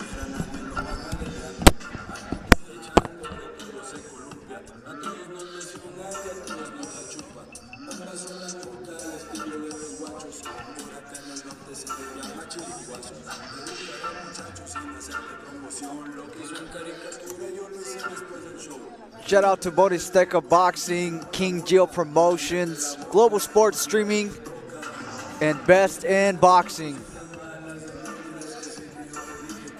As we wait for the results of the fight,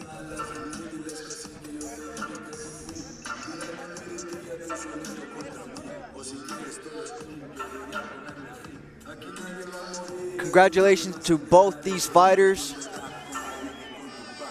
As we hear the cheers from the crowd. And above all, respect. Respect from both fighters.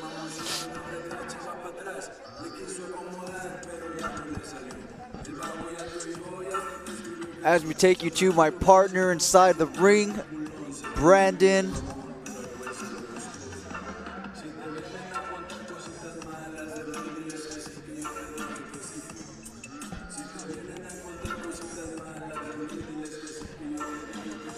And a quick shout out to Boristeca Boxing, King Gio Promotions.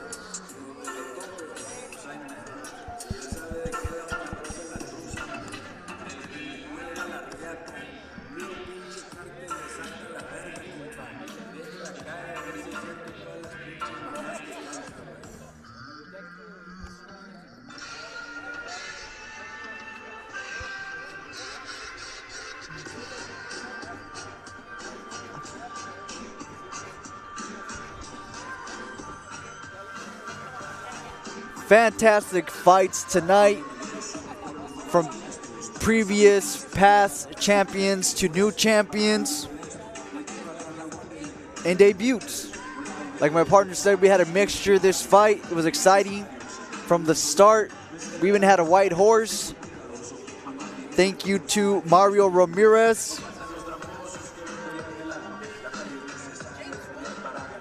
As we view the replay of King Gio versus Jose Luis Roa, exchanging in the middle of the ring. That's what this fight was.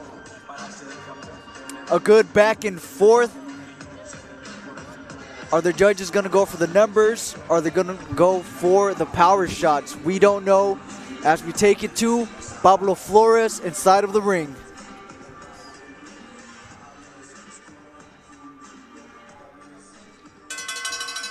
Ladies and gentlemen, this bout has gone the distance of 10 rounds, and now we go to the judges' scorecards. Damas y caballeros, este combate se va la distancia de 10 asaltos, por lo tanto tenemos la decisión de los jueces. No sin antes un fuerte aplauso, big round of applause for two warriors, King Gio Gonzalez y el Mirus Roa, por este gran combate. El juez, Judge Juan Manuel Brincón, he scores it 97-93, 97-93, en favor de González. Carlos de la Rocha scores it 97-93, 97-93, en favor de Roa. And judge y el juez Román Cruz Olais had the scores of 98-92, 98-92. For your winner by the way of split decision. Su vencedor por la vía de la decisión dividida. And he is the new World Boxing Federation International Lightweight Champion, el nuevo campeón internacional de la Federación Mundial de Boxeo, Puritito Chicali, José Luis Mirus Roa.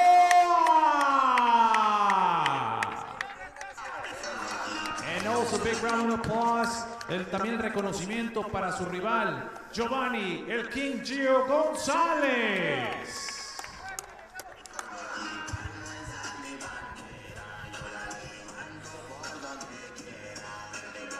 Congratulations to Jose Luis Rua on becoming the new WBF International Lightweight Champion. I'm here with your winner, Jose Luis Roja, as he smiles for the camera after a big victory. Congratulations on a great fight.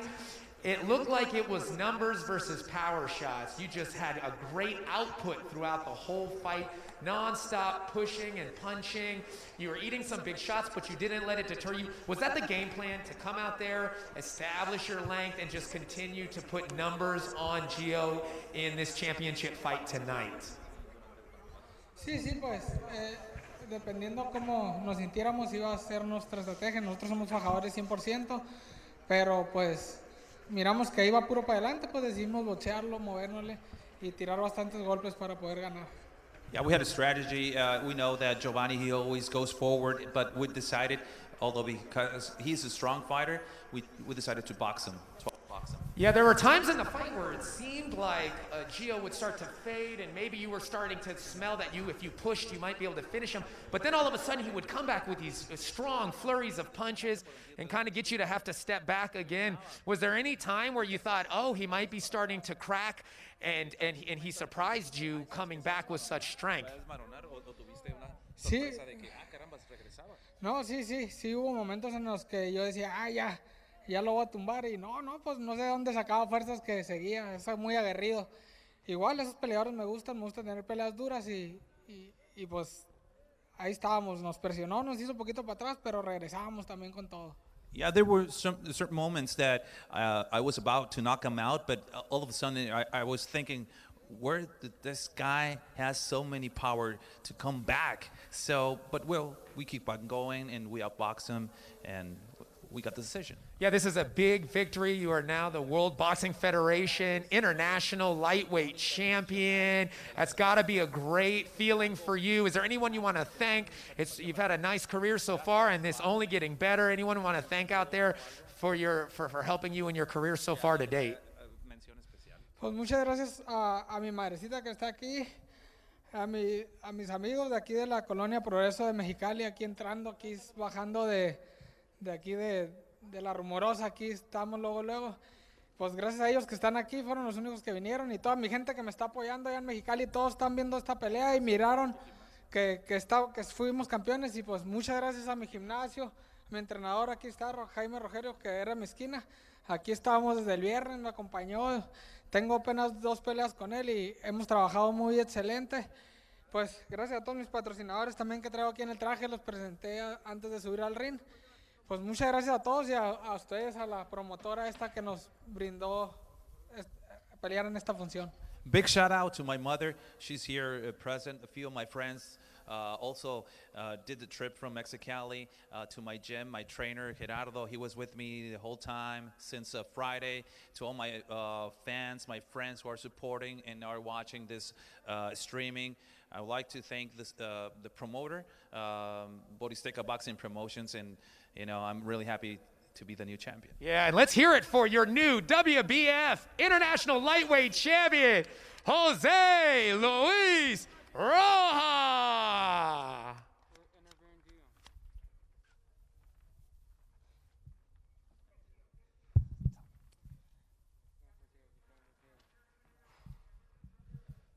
And we are here with the loser of a very close decision. Gio, we were talking ringside while we're watching the fight, how judges judge the fight. Some judges look at numbers of punches and connects. Some judges look at the power that the punches land with. It seemed like it was a battle of that tonight between you and Jose. How do you feel about the decision tonight?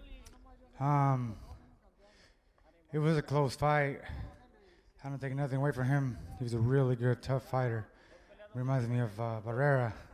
Just fucking fires back. He can take a punch. I heard him twice to the body.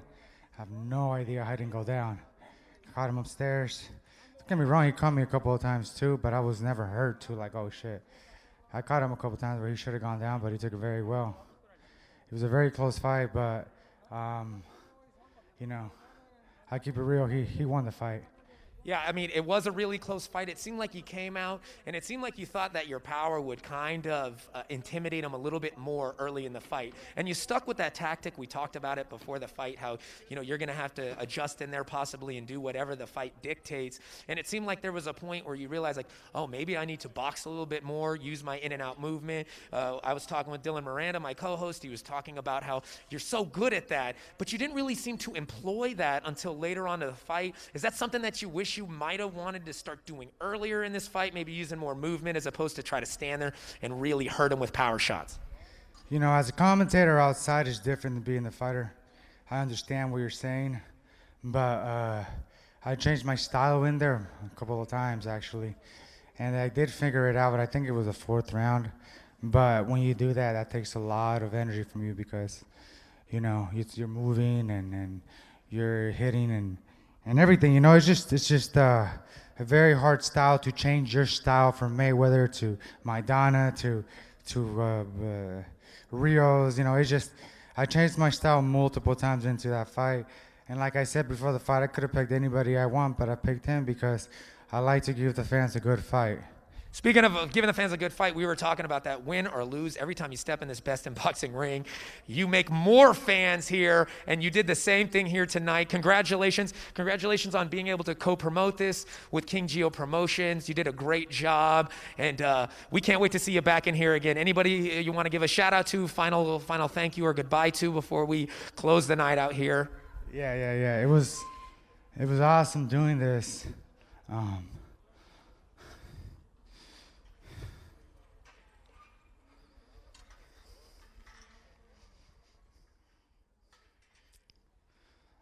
I've been doing this since I was 15, but I'm done. You're going to hang up the gloves here right now, Giovannie? This is the last fight we're going to be able to see you here. Do your thing in the ring. Yeah, thank you. Well, Gio, it's been a great career. You've made so many fans. We love watching you fight. We love it that you're still going to stay in the game with King Geo Promotions, man. It was a great final fight. Congratulations on a great career, guys. Let's hear it for the last time for King Geo, Giovannie Gonzalez. People just don't know what we go through. All the time away from family, hours of road work, fighting through the pain of training. People just don't understand how tough this life is. People ask me then, why do it? Simple. I want to be the best in boxing. Follow Best in Boxing on YouTube, where the future stars of boxing fight.